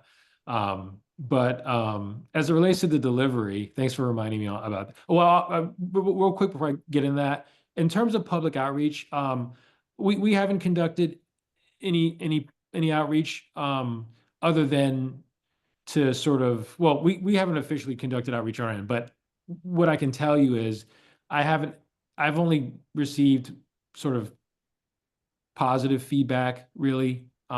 Especially, I think it has a lot to do with the fact that there was a previous business functioning there already that people, that contributed to the neighborhood and people relied on for their cannabis. And so the only type of interaction I've had as it relates to that specific, to what we're talking about, obviously, is there's some activity out there with us now because we're sort of going and coming, and they see people going and coming, and I've had an assortment of people approach me while I happen to be in the structure asking me if we're open yet. So other than that, I haven't had any interactions with anyone.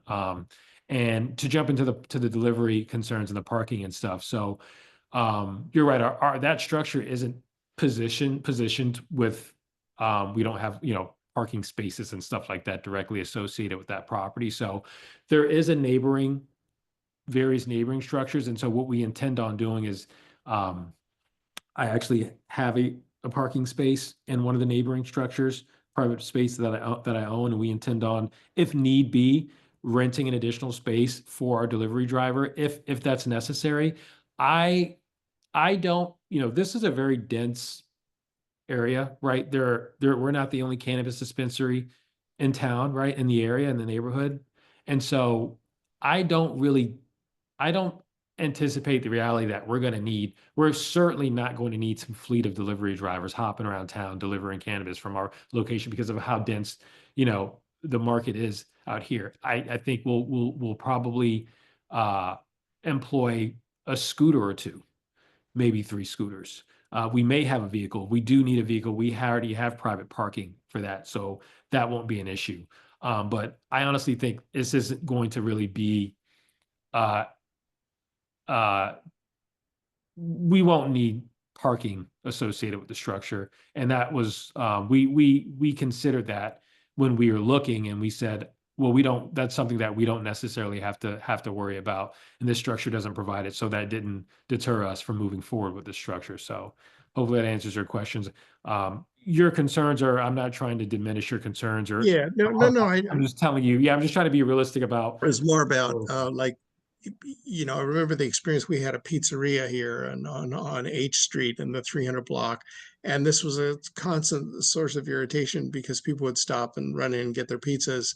And this is sort of the flip side. If you have a very busy a delivery business, you will have presumably a vehicle that will stop on Mass Ave. But if you have another location where you can access this vehicle that's not too far away, then you don't need to do this on Mass Ave. And Right, similarly, you're going to get a lot of foot traffic, much more than vehicle traffic from clientele, which would be a good thing and not Yeah, cause traffic. Sorry, I don't mean to, we're just, it's just not how we're operating. It's not how we're situated to operate. That's not our sort of approach to anything, we're just, I personally won't allow any, I live here, like you all do.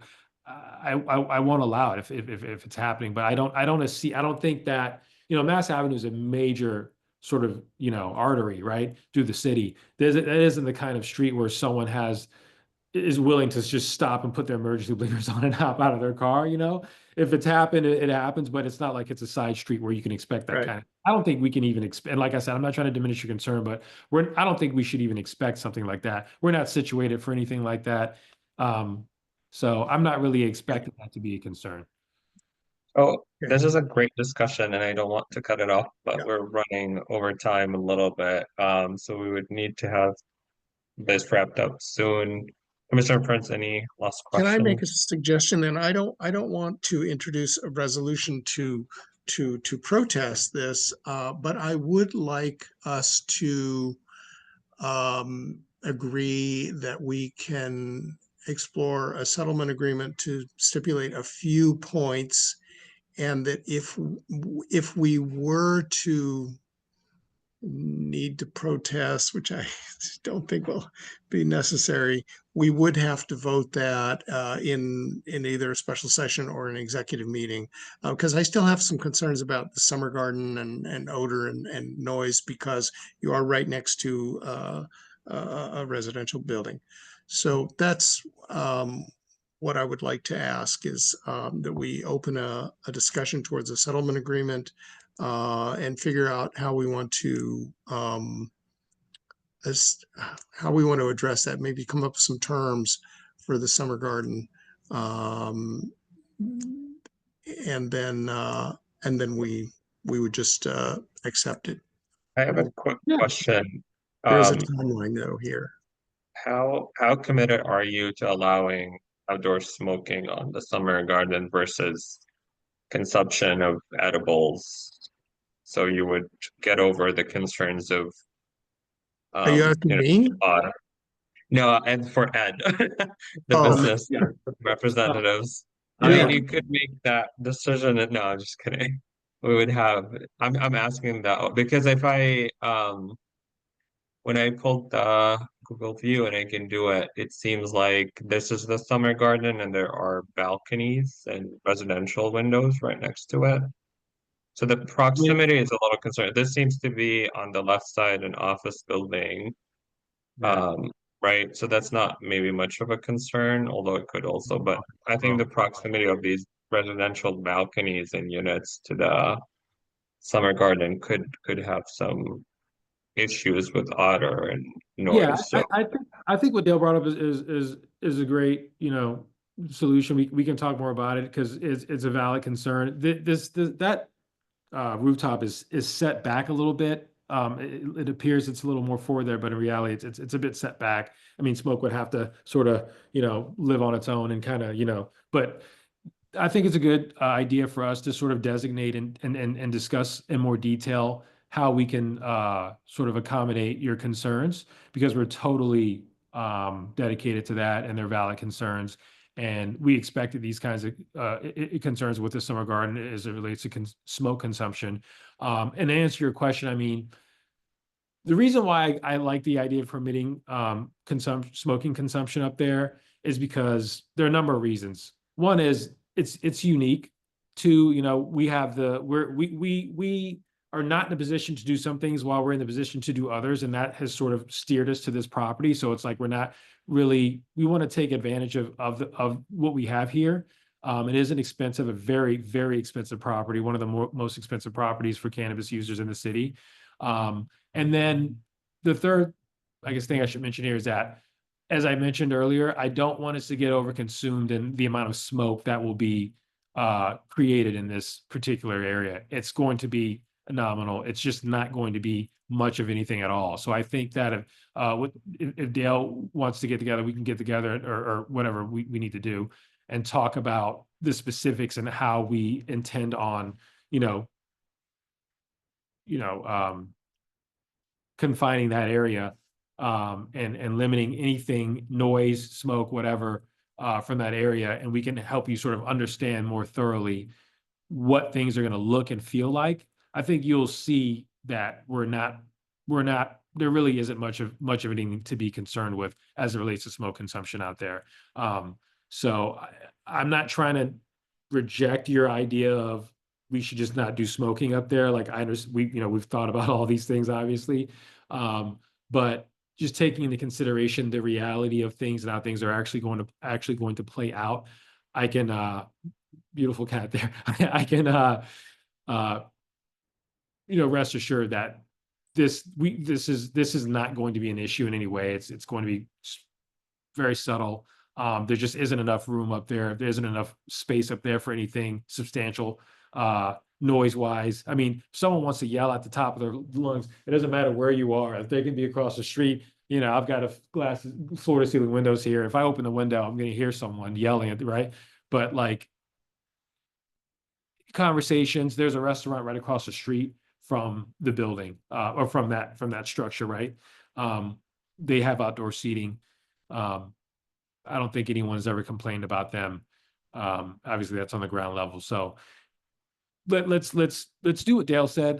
I like the idea of us coming to something and you guys sort of being more exposed to what the reality of things are actually going to be out there, so that you can understand, we can better understand, what things are going to feel like and look like. So. Thank you. So here's what I propose. I will make sure that Commissioner Hans and I have, we'll look at the existing the settlement agreement that we first reached here in 6E, and then we use as a template with adjustments for a second one, and we'll see how we can adjust, and then we'll come to you with that and see what needs to be tweaked, because the summer garden is a new feature. The first one includes the safe use consumption space, in which we were able to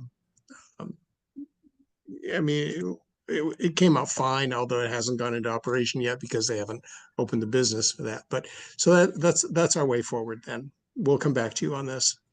Sure, thank you. I understand it's a draft.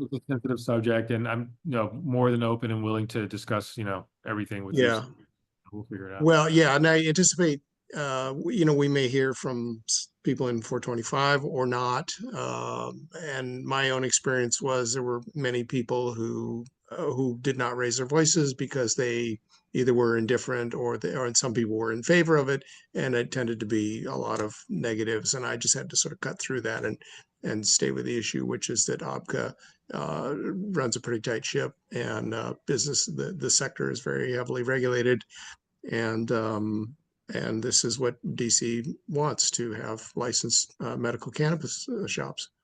Well, it's been a long time coming. I mean, what are you gonna? Yeah. So thank you so Great. much. I don't know if there's anything else here, but I've been a part of these things before in the past.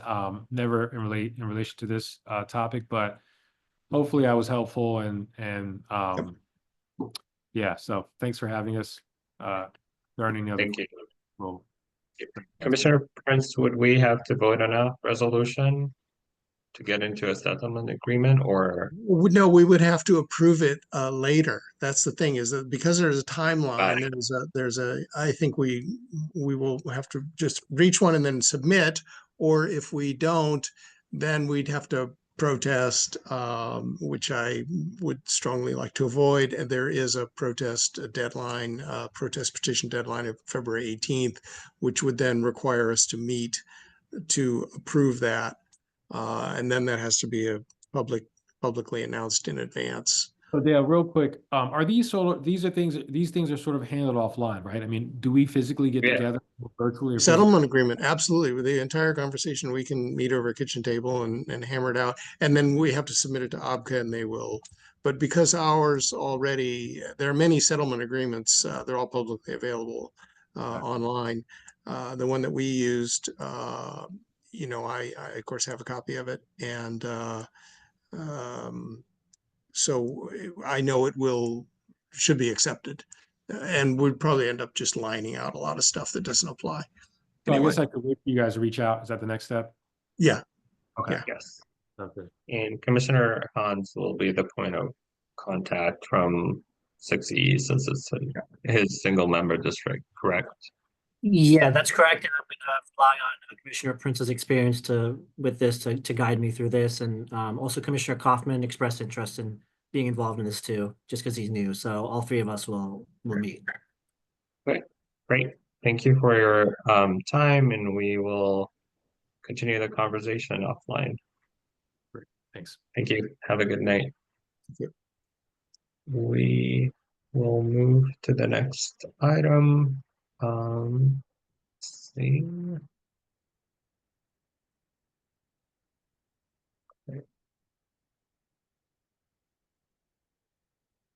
Next item is a request for a letter of support for the annual St. Jude's Rock and Roll 5K and half marathon. Is the representative here.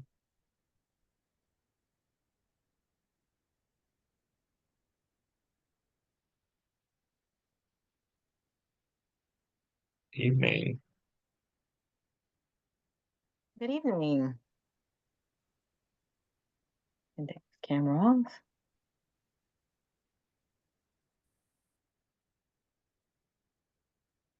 There you go. Good evening.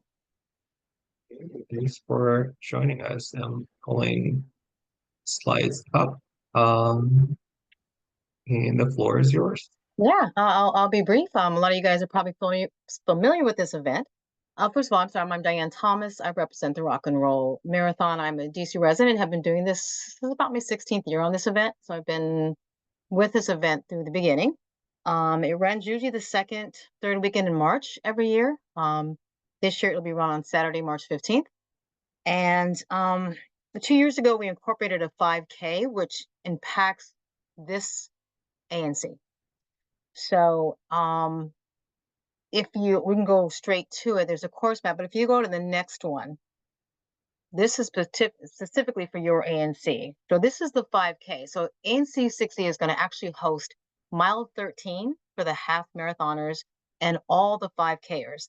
So the 5Kers are going to start down here at 3rd and Pennsylvania, and they're going to cut up, as you can see, on 6th Street. They'll go east. They're going to go north on 4th, over to K, up North Capitol, turn around and come back down the same course streets.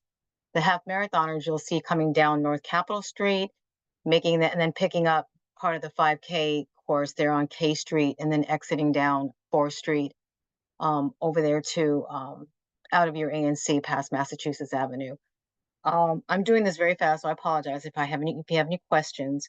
You're going to see about 2,500 runners in the 5K and about 12,000 in the half marathon.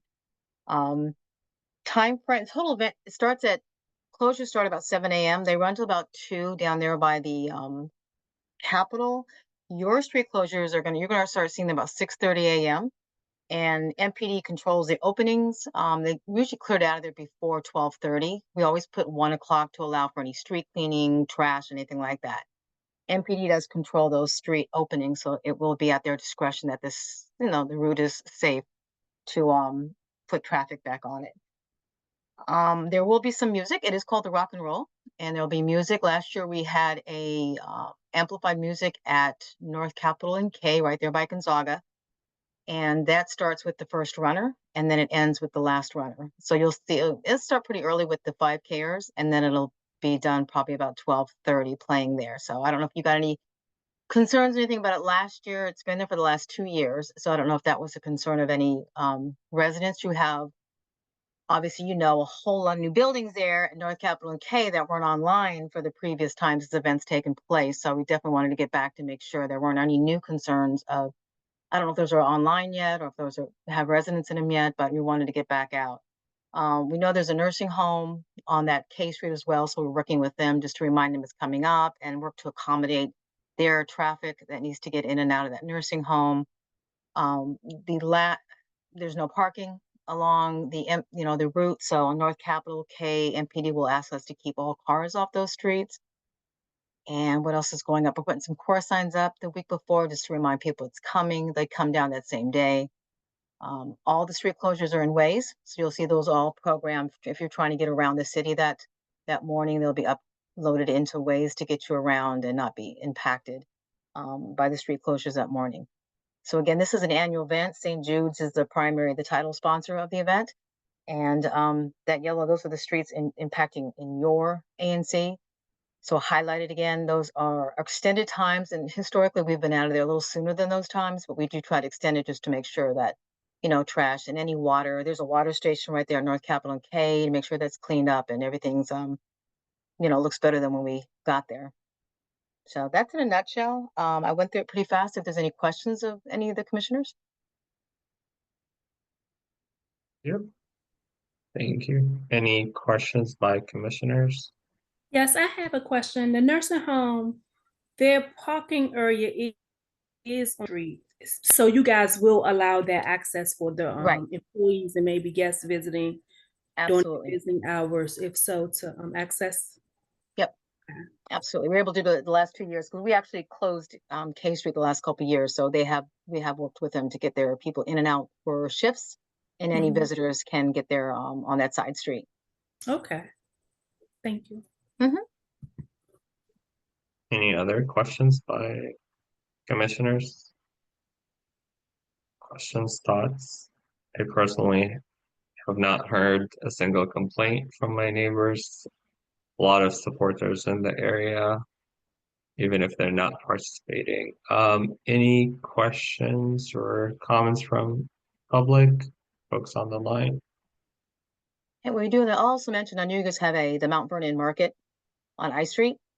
So we have actually worked with them the last couple of years that we've come down along 4th Street, and there's residents that are on I Street. I actually was on the street for the event last year just to make sure that it was flowing. So we have special patrols for people that are coming out of those apartment buildings or condos.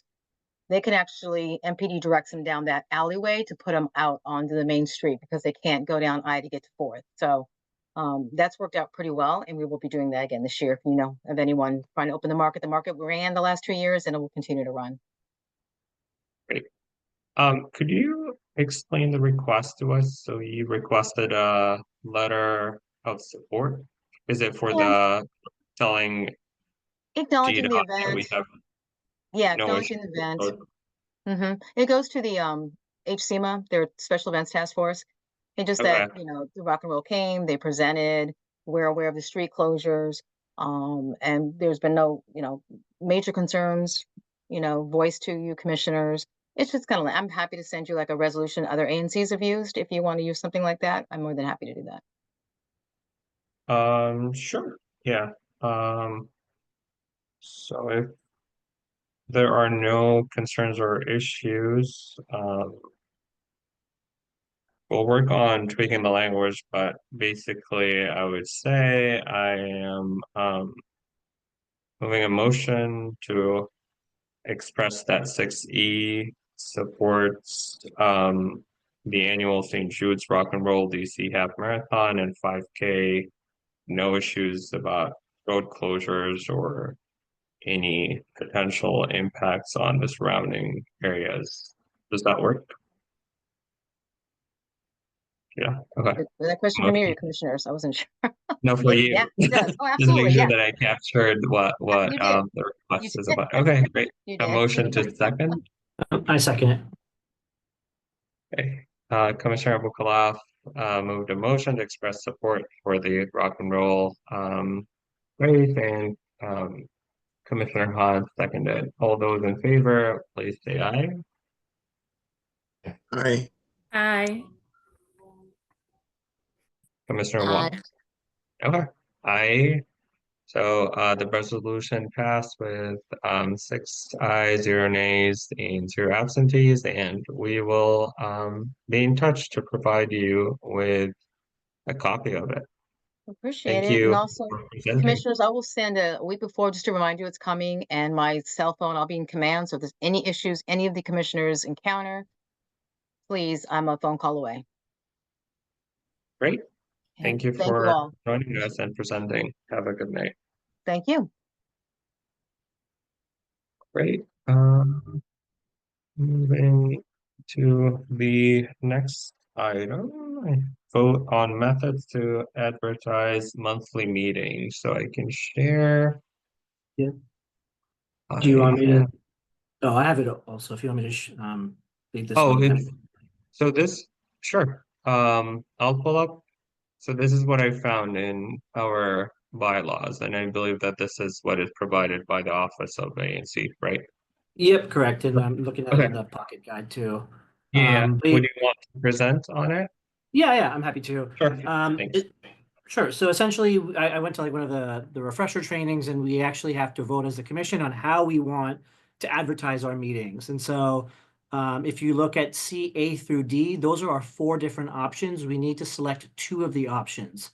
So the first option is posting written notices in at least 4 conspicuous places in each SMD within the commission.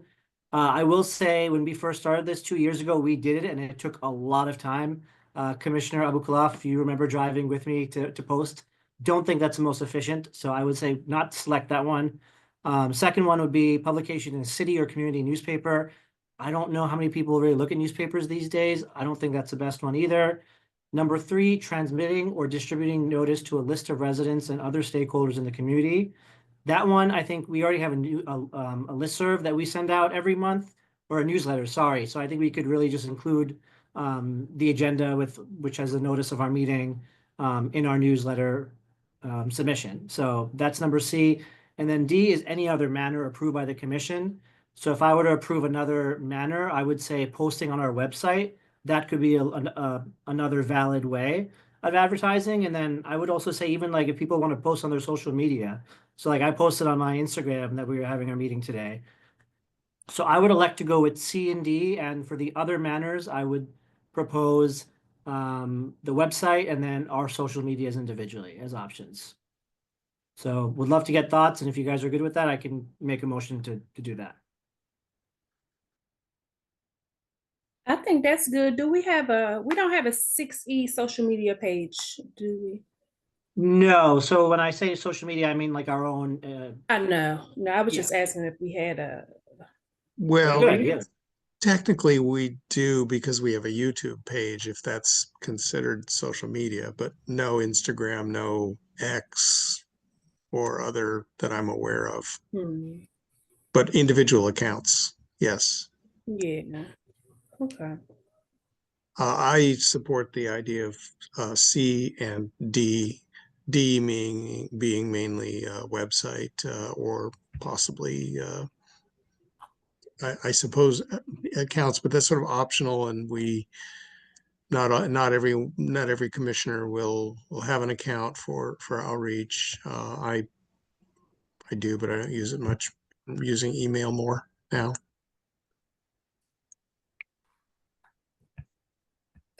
I also support seeing D, and I would say under D we could say the website, and then would have these as the the floor, and then if we want to voluntarily do other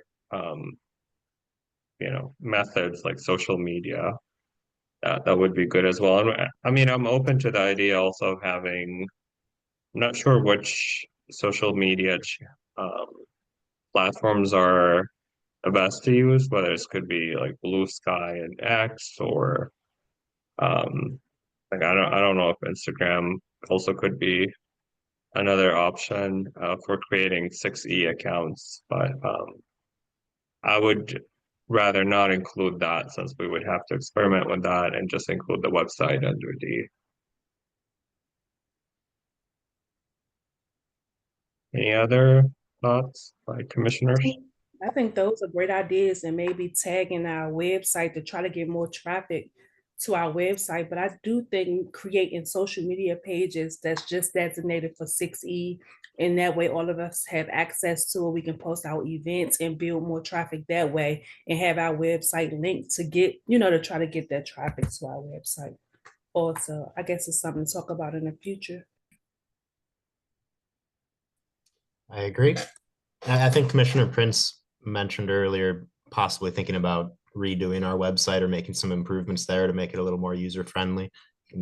Commit to that. Well, yeah, that's been a project we have been dealing with for some time, and so Yeah, we'll that would help. land somewhere on that.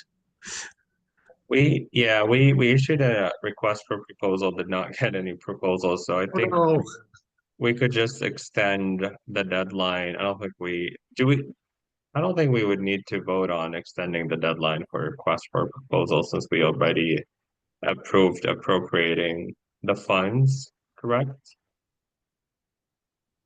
I'm not sure about that.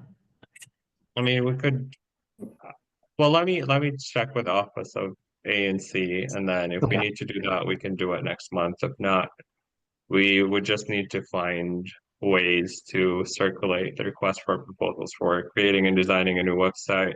Last time I checked with the Office of ANC, they said that in this spring they would start working on the unified websites for ANC Commission. So that was supposed to be completed by last spring. So the deadline is moving for sure for them. So I think moving separately with a private web developer is fine, as long as we can find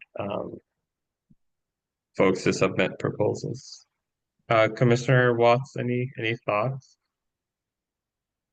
No, I don't have any at this time. Okay. Cool.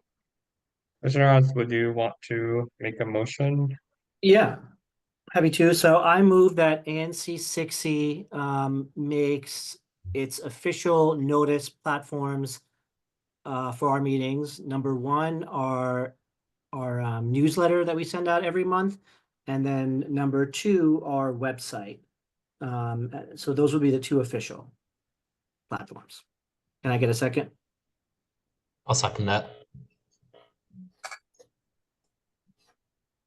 Cool. Great. Commissioner Hans moved and Commissioner Kaufman seconded a motion to use two methods as notice for regular and emergency meetings, a list of residents and other stakeholders in the community, and then in any other manner approved by the commission, which is the website. All those in favor, please say aye. Aye. Aye. Aye. Aye. So the motion moved 6 ayes, 0 nays, and 0 absentees. Great. The next item is voting on monthly meeting schedule for 2025. So let me go back to the documents. There was something that I wanted to discuss in the bylaws. We had was a section about meetings. Let's see. Sorry, let me find it first and then share.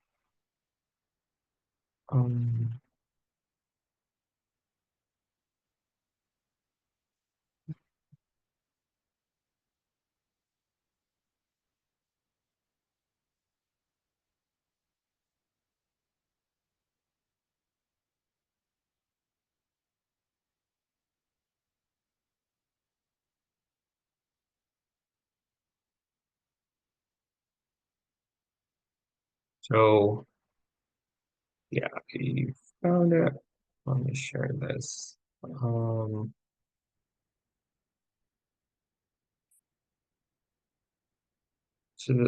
This section says that the regular meetings of the commission are scheduled for the first Tuesday of each month. And it says if it's scheduled on a holiday, you can reschedule. May set another for the first that falls within the first 2 weeks, and the commission may modify a schedule if necessary.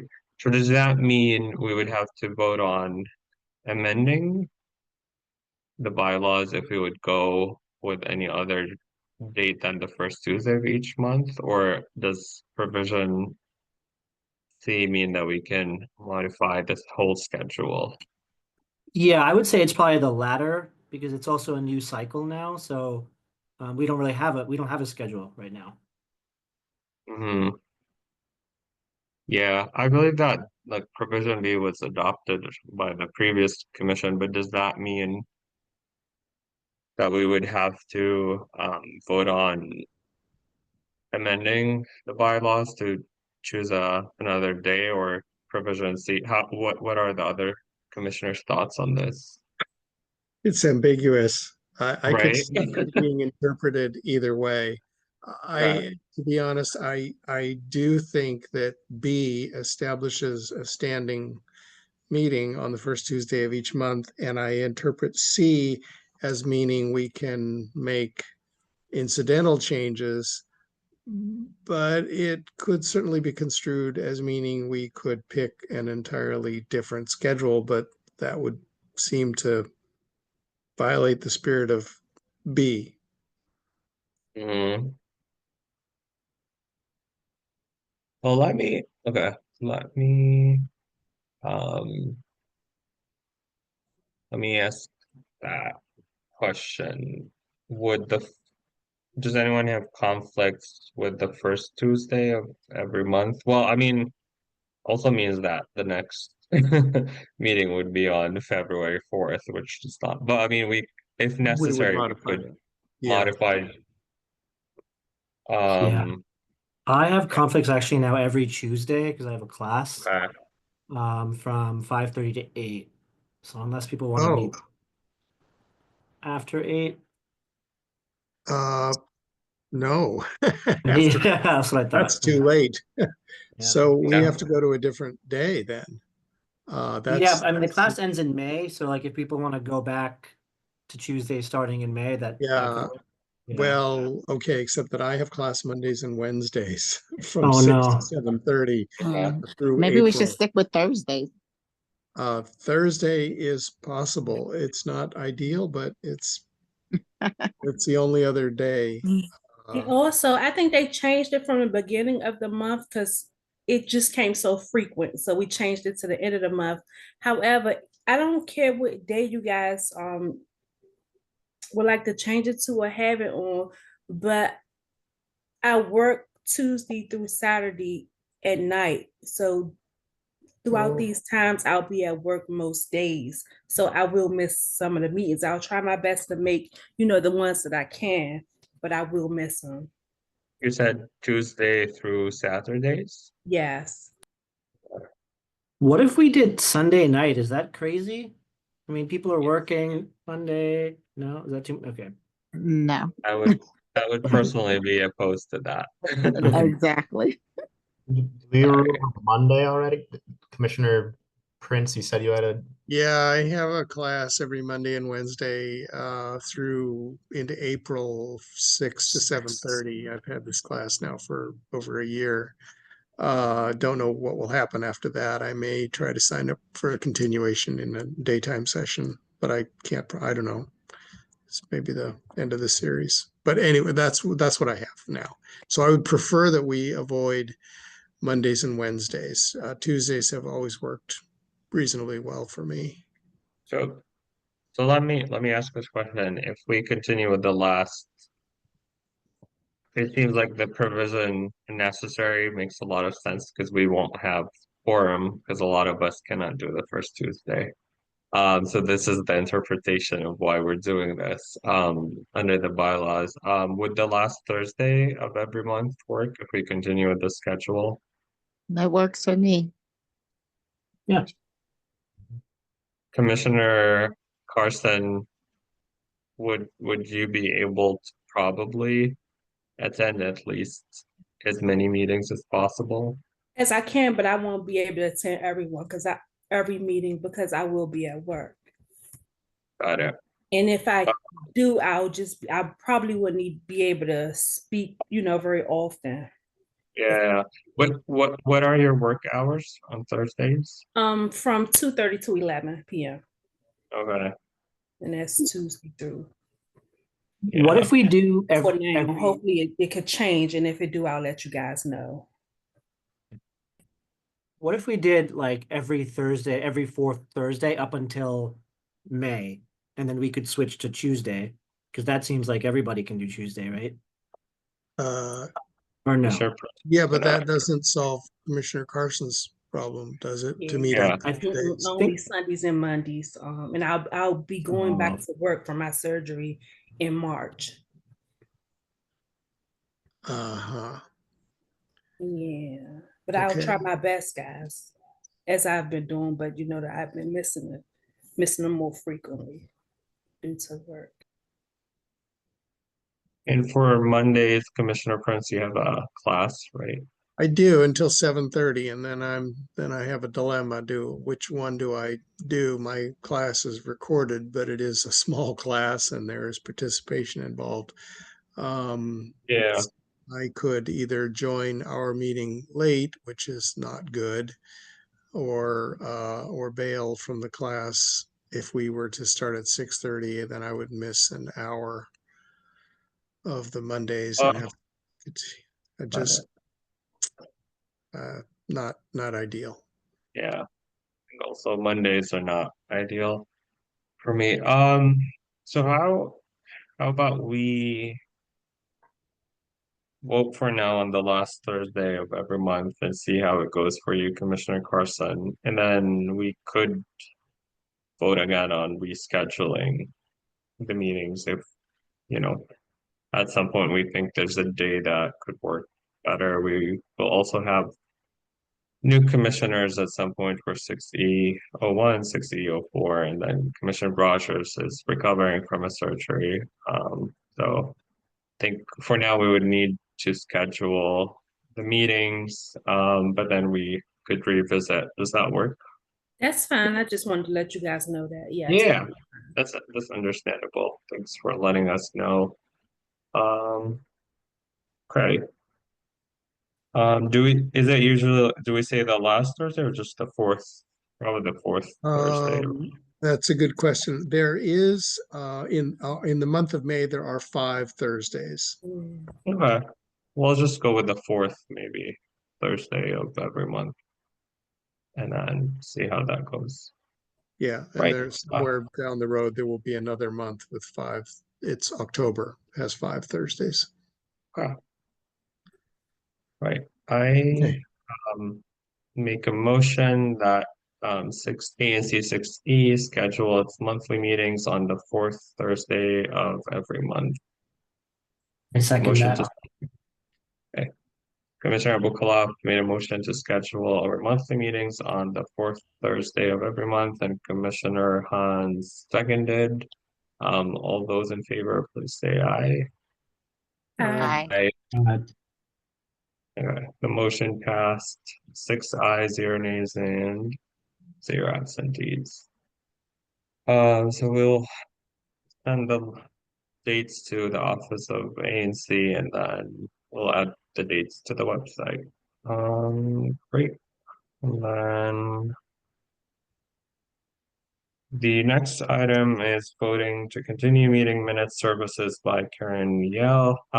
So what we have been doing is having Karen as a consultant, paid consultant, listen to the meeting recordings and then typing the minutes, and then we go back and forth if we have any edits. Commissioner Hahn said that we would vote on continuing to use her services or not as one item. Any thoughts, comments, concerns? If we No, don't, I think it's been, oh, sorry. If we don't use her, I'm sorry. What will we use? Who will we use? Or we don't have anybody else. Another service.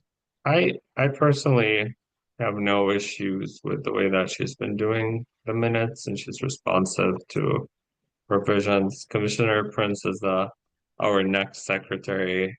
Do you have any thoughts or No, concerns? I'm fine with that. I don't see any reason to change. Mr. Hans, would it be for the remaining of the year? Would it be continuing the like we would vote on a motion for continuing the services for the next year, 2 years, or it's up to us to decide? Yeah, I think it's up to us to decide, but I think it might be easiest if we just do it for 2 years. Right.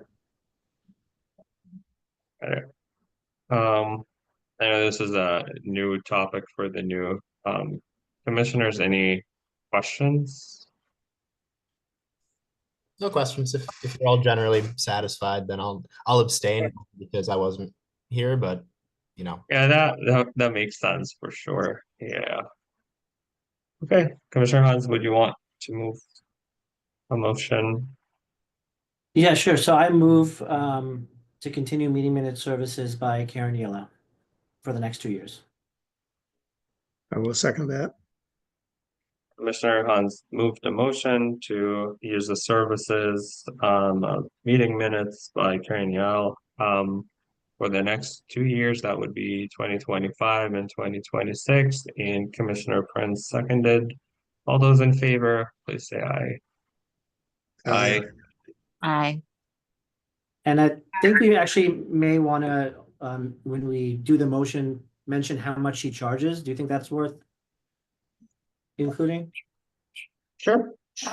Okay, so I guess I'll amend it to say that I move that we hire Karen Yella to do the minutes for each month's meeting for the next 2 years, and that we are good with her charge of $250 That would be per year or per month. Sorry, per month. Okay. Commissioner Prince, do you want to second? Yes, I will second that. So Commissioner Hans moved and Commissioner Prince seconded the motion. All those in favor say aye. Aye. I And Commissioner Kaufman and Commissioner Watts will vote absent, right? Correct. Okay. Great. So the motion moved with 4 yeas and 2 absences and abstains, sorry. It's getting late. And then 0 nays. Okay. That is great. Moving to the next item, open forum. So any commissioner or constituent could have up to 2 minutes to share any information, ask any questions, and for any thoughts.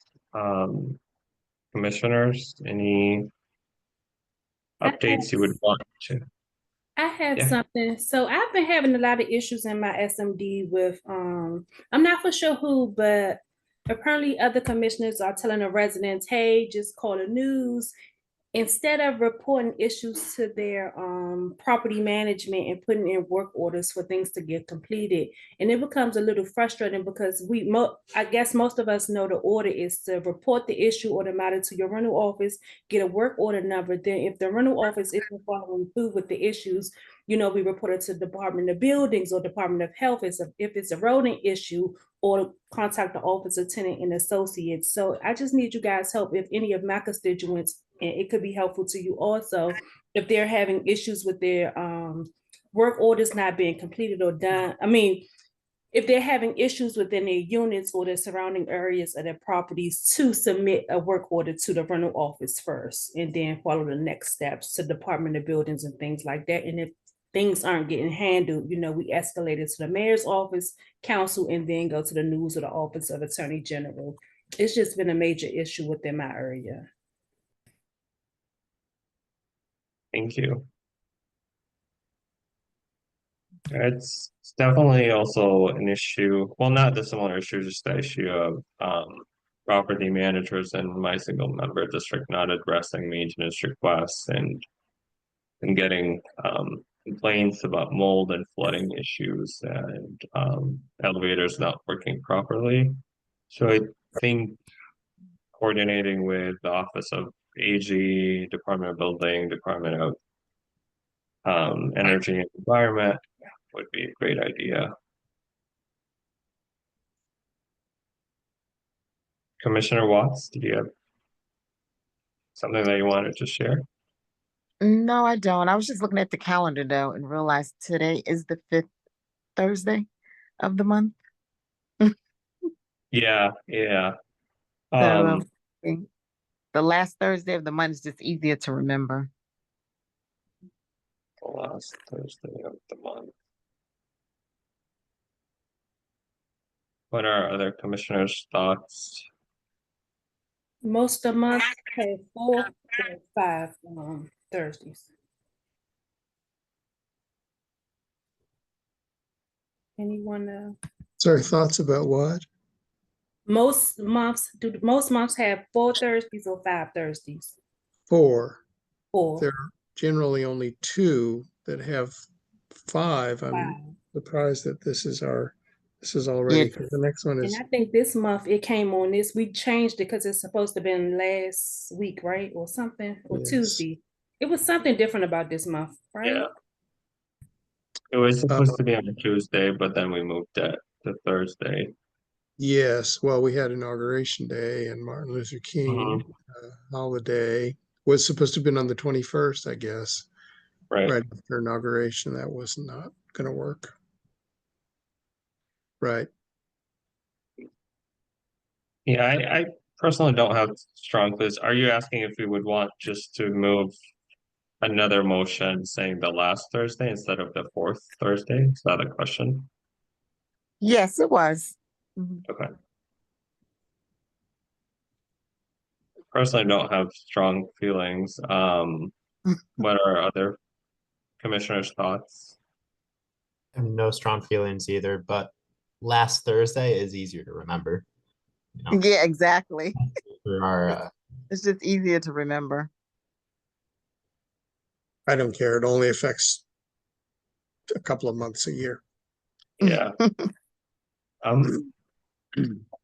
We can do that, but we may want to think about May, which has 5 Thursdays, because that's, I think, the weekend of Memorial Day. There could be a holiday in there. Right.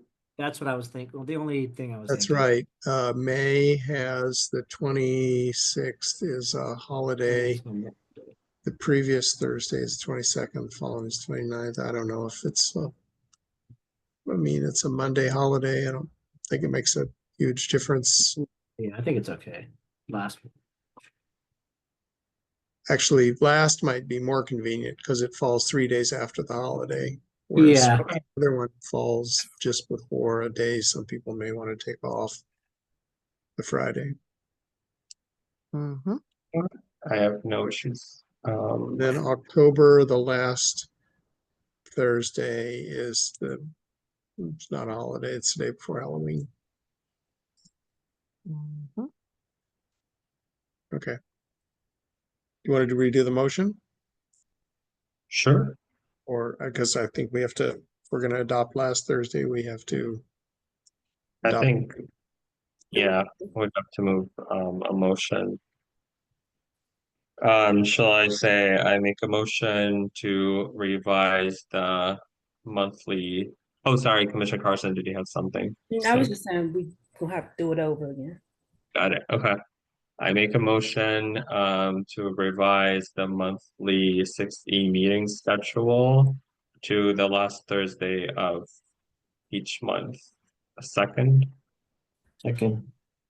So Commissioner Abukalov moved and Commissioner Haas seconded a motion to revise the monthly meeting schedule for 6E to the last Thursday of every month. All those in favor, please say aye.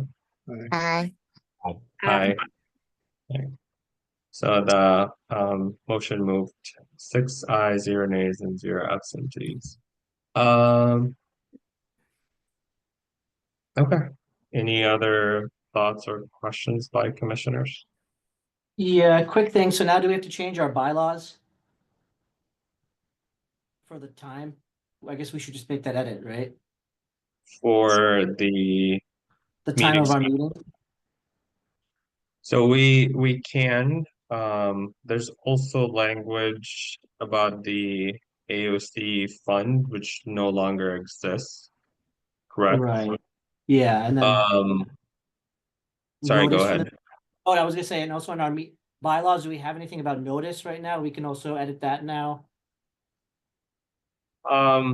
So what would happen, because the way that they did it for updating the schedule, I'm trying to find the language. They said that you would have to. Sorry, I'm looking for the language. There's a process for revising it.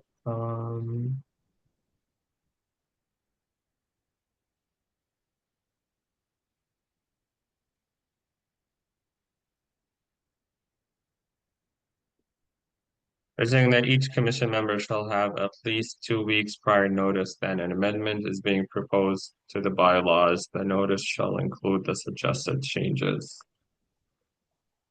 So the bylaw says it would have 2/3 of the votes, just like any resolution, but then they're saying in the bylaws that you should propose changes and give at least a 2-week notice. So we can do that at least 2 weeks before the next meeting and then vote on amending it.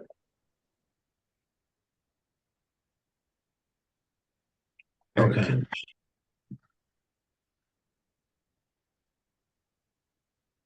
But the provision about when necessary changing the schedule is like broad enough to be interpreted that it is necessary if we don't have quorum. And I don't know if we should even specify the day. I would just make it more broad by saying that the commission would vote on a monthly meeting schedule in January and pick a regular schedule for the remaining of the year. Does that make more sense? Because like if we have any new commissioners and we would want to amend it, I don't know if we need to hold ourselves to one specific day, or like for future commissioners, like future commissions, if it changes in 2 years, like why do we have to have them stick to the last Thursday of every month or any specific? Yeah. That's good, yeah. Yeah, there may be something in the rules about sort of the minimum frequency of meetings, and I would be okay if we adopted a position that said we will meet with certain frequency, and then we're free to set the schedule ourselves. Okay. So I can do the proposed changes 2 weeks before the next meeting, and then we can vote on amending the bylaws if everyone are okay with those changes. It would just be making the meeting schedule about frequency and not specific days of the week, and then removing the language about the Office of ANC Financial Funds is Yeah. no longer exists. And I can share the bylaws actually with everyone since we're doing this and just see if any commissioners have any thoughts on amendments. Right. And we also need to approve an actual meeting schedule that we're going to meet on this day and this day and this day, as we have done in the past when we had adjustments to the schedule to work around the holidays and so forth. Or maybe we just have to approve. If we don't have a set schedule in the bylaws, then we need to approve a calendar, I think. Otherwise, there's nothing. Oh, I see what you're saying. Yeah. Okay. I think we can do.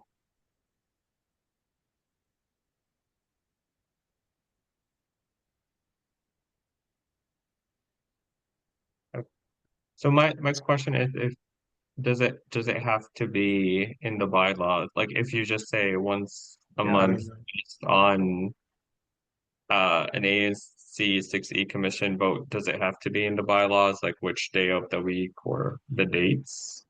I don't know. I'm just about to grab that handbook because it might have Yeah. the answer to that. It's right over here.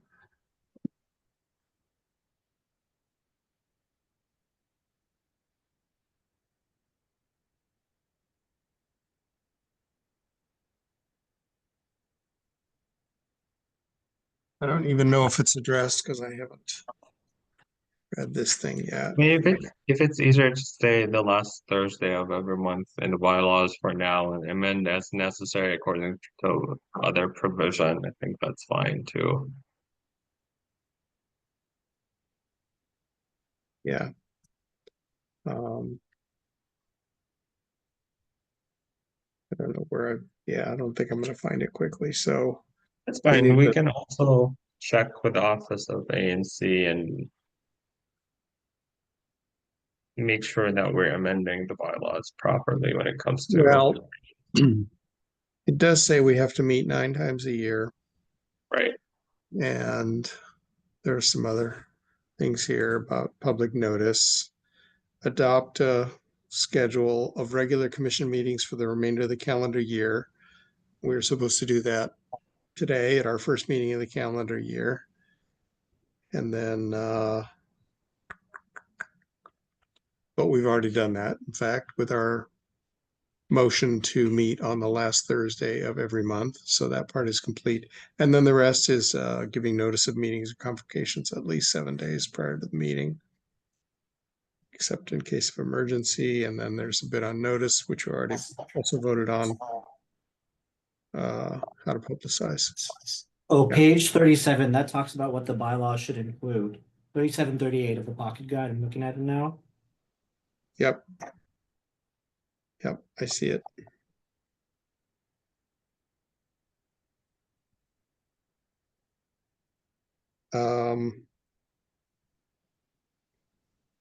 Well, I'm looking for something that says the bylaws have to stipulate when we meet.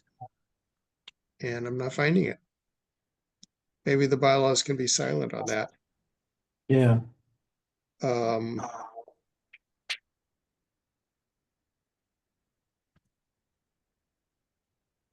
Yeah, I don't see it there. I don't either.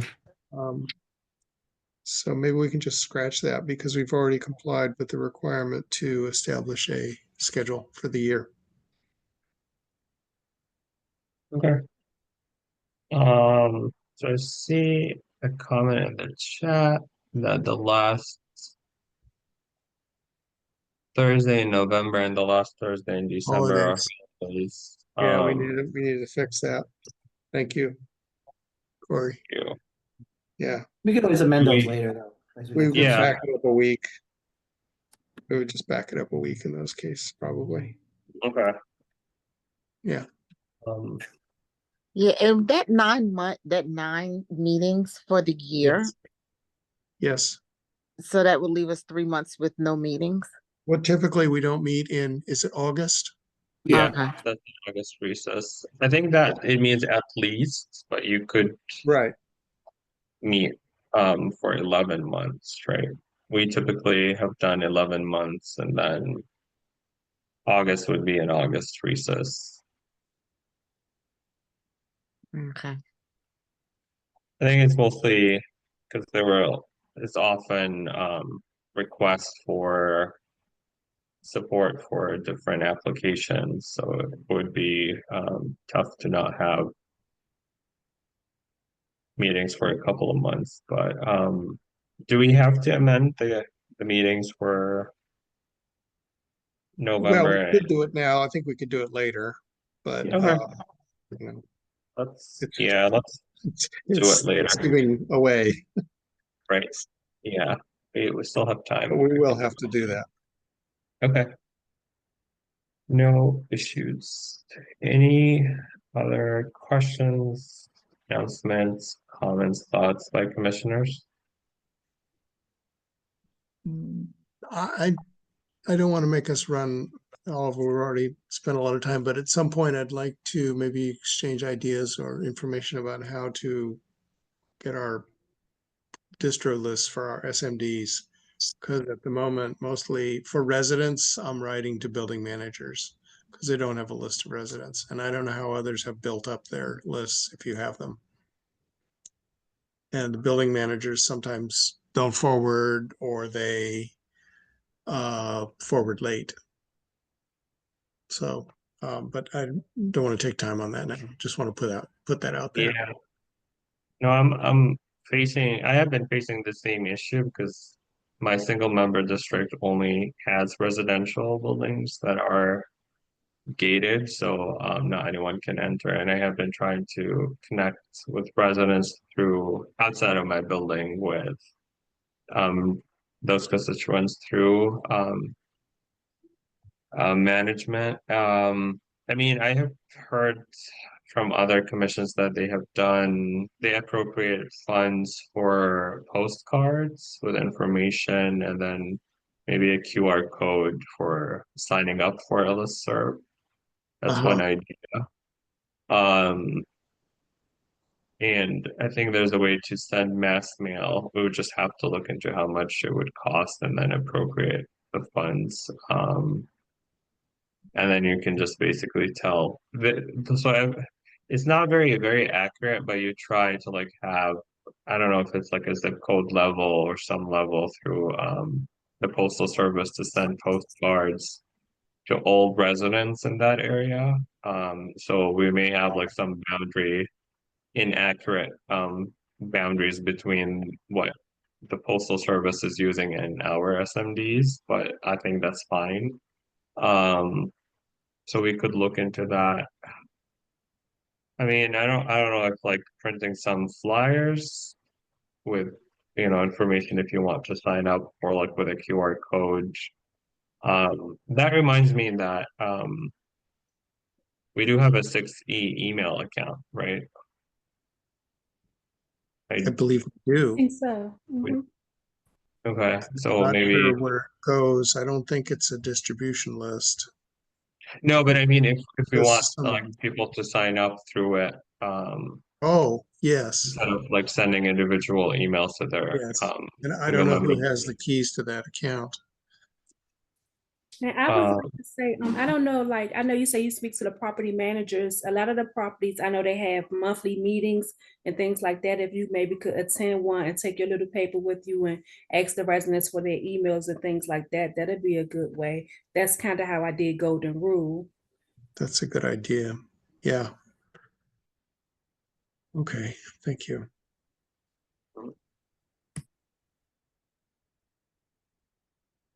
Any other thoughts or comments? Yeah, another thing is we have to do the bank stuff, so we have to add you, Commissioner Abukalov. Yeah. And then I also have to remove Chris. And then Okay. Commissioner Prince will have to add you as well. Yes. And actually, there So- is a ANC 6E email that's in the passwords and transition folder. Okay. Yeah, Okay. it's 6e.anc@dc.gov. Okay. Okay. So do we have to change I was already added to the bank information as the secretary, right? Yes. That's a good, oh, he was, okay. Okay, but we would We have to change his title or something.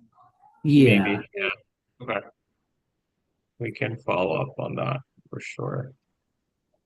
Okay, I see that Corey is probably the last constituent hanging in there. Did you have a question or comment that you wanted to share? Nope, nothing. Just appreciate you all taking the time to get it Oh, all on the record. Appreciate it. sorry, I thought that you were hanging on to ask a question or make a comment. We appreciate you staying with us this late. Oh, you're welcome. Happy to. Thank you. Okay, let's see. I think we have covered all the items. So last two items. So I make a motion that the next ANC 6E meeting will be held on Thursday, February 29th at 6:30 p.m. Eastern Time. That would be the last Thursday of that month. 27th, right? February 27th. Oh, wait. We're not in My a- iPhone took me back to 2024. We're not in a leap year. Okay. Correction. I make a motion that the next 6E monthly meeting will be held on a Thursday, February 27th. Can I get a second?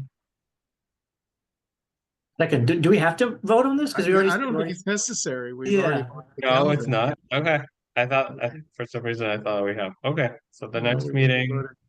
no need to vote. The next meeting will be held on, I'm like, better be safe than sorry. No. Okay. The next meeting will be on February 27th, Thursday, February 27th. At But 6:30. we do have to make a motion to adjourn. Is that correct? I will move to adjourn. And I will second that. Okay. Commissioner Prince moved and Commissioner Haas seconded a motion to adjourn the meeting. All those in favor, please say aye. Aye. Aye. Aye. Aye. Motion moved with 6 ayes, 0 nays, and 0 abstains. Thank you. It was not too bad for those of us who did this before. Wait, did we not go over? I mean, 5 minutes over time. That is actually impressive. Thank you, everyone, and I will talk to you soon. Have a good night. Thanks. Thank you. Good night, everybody.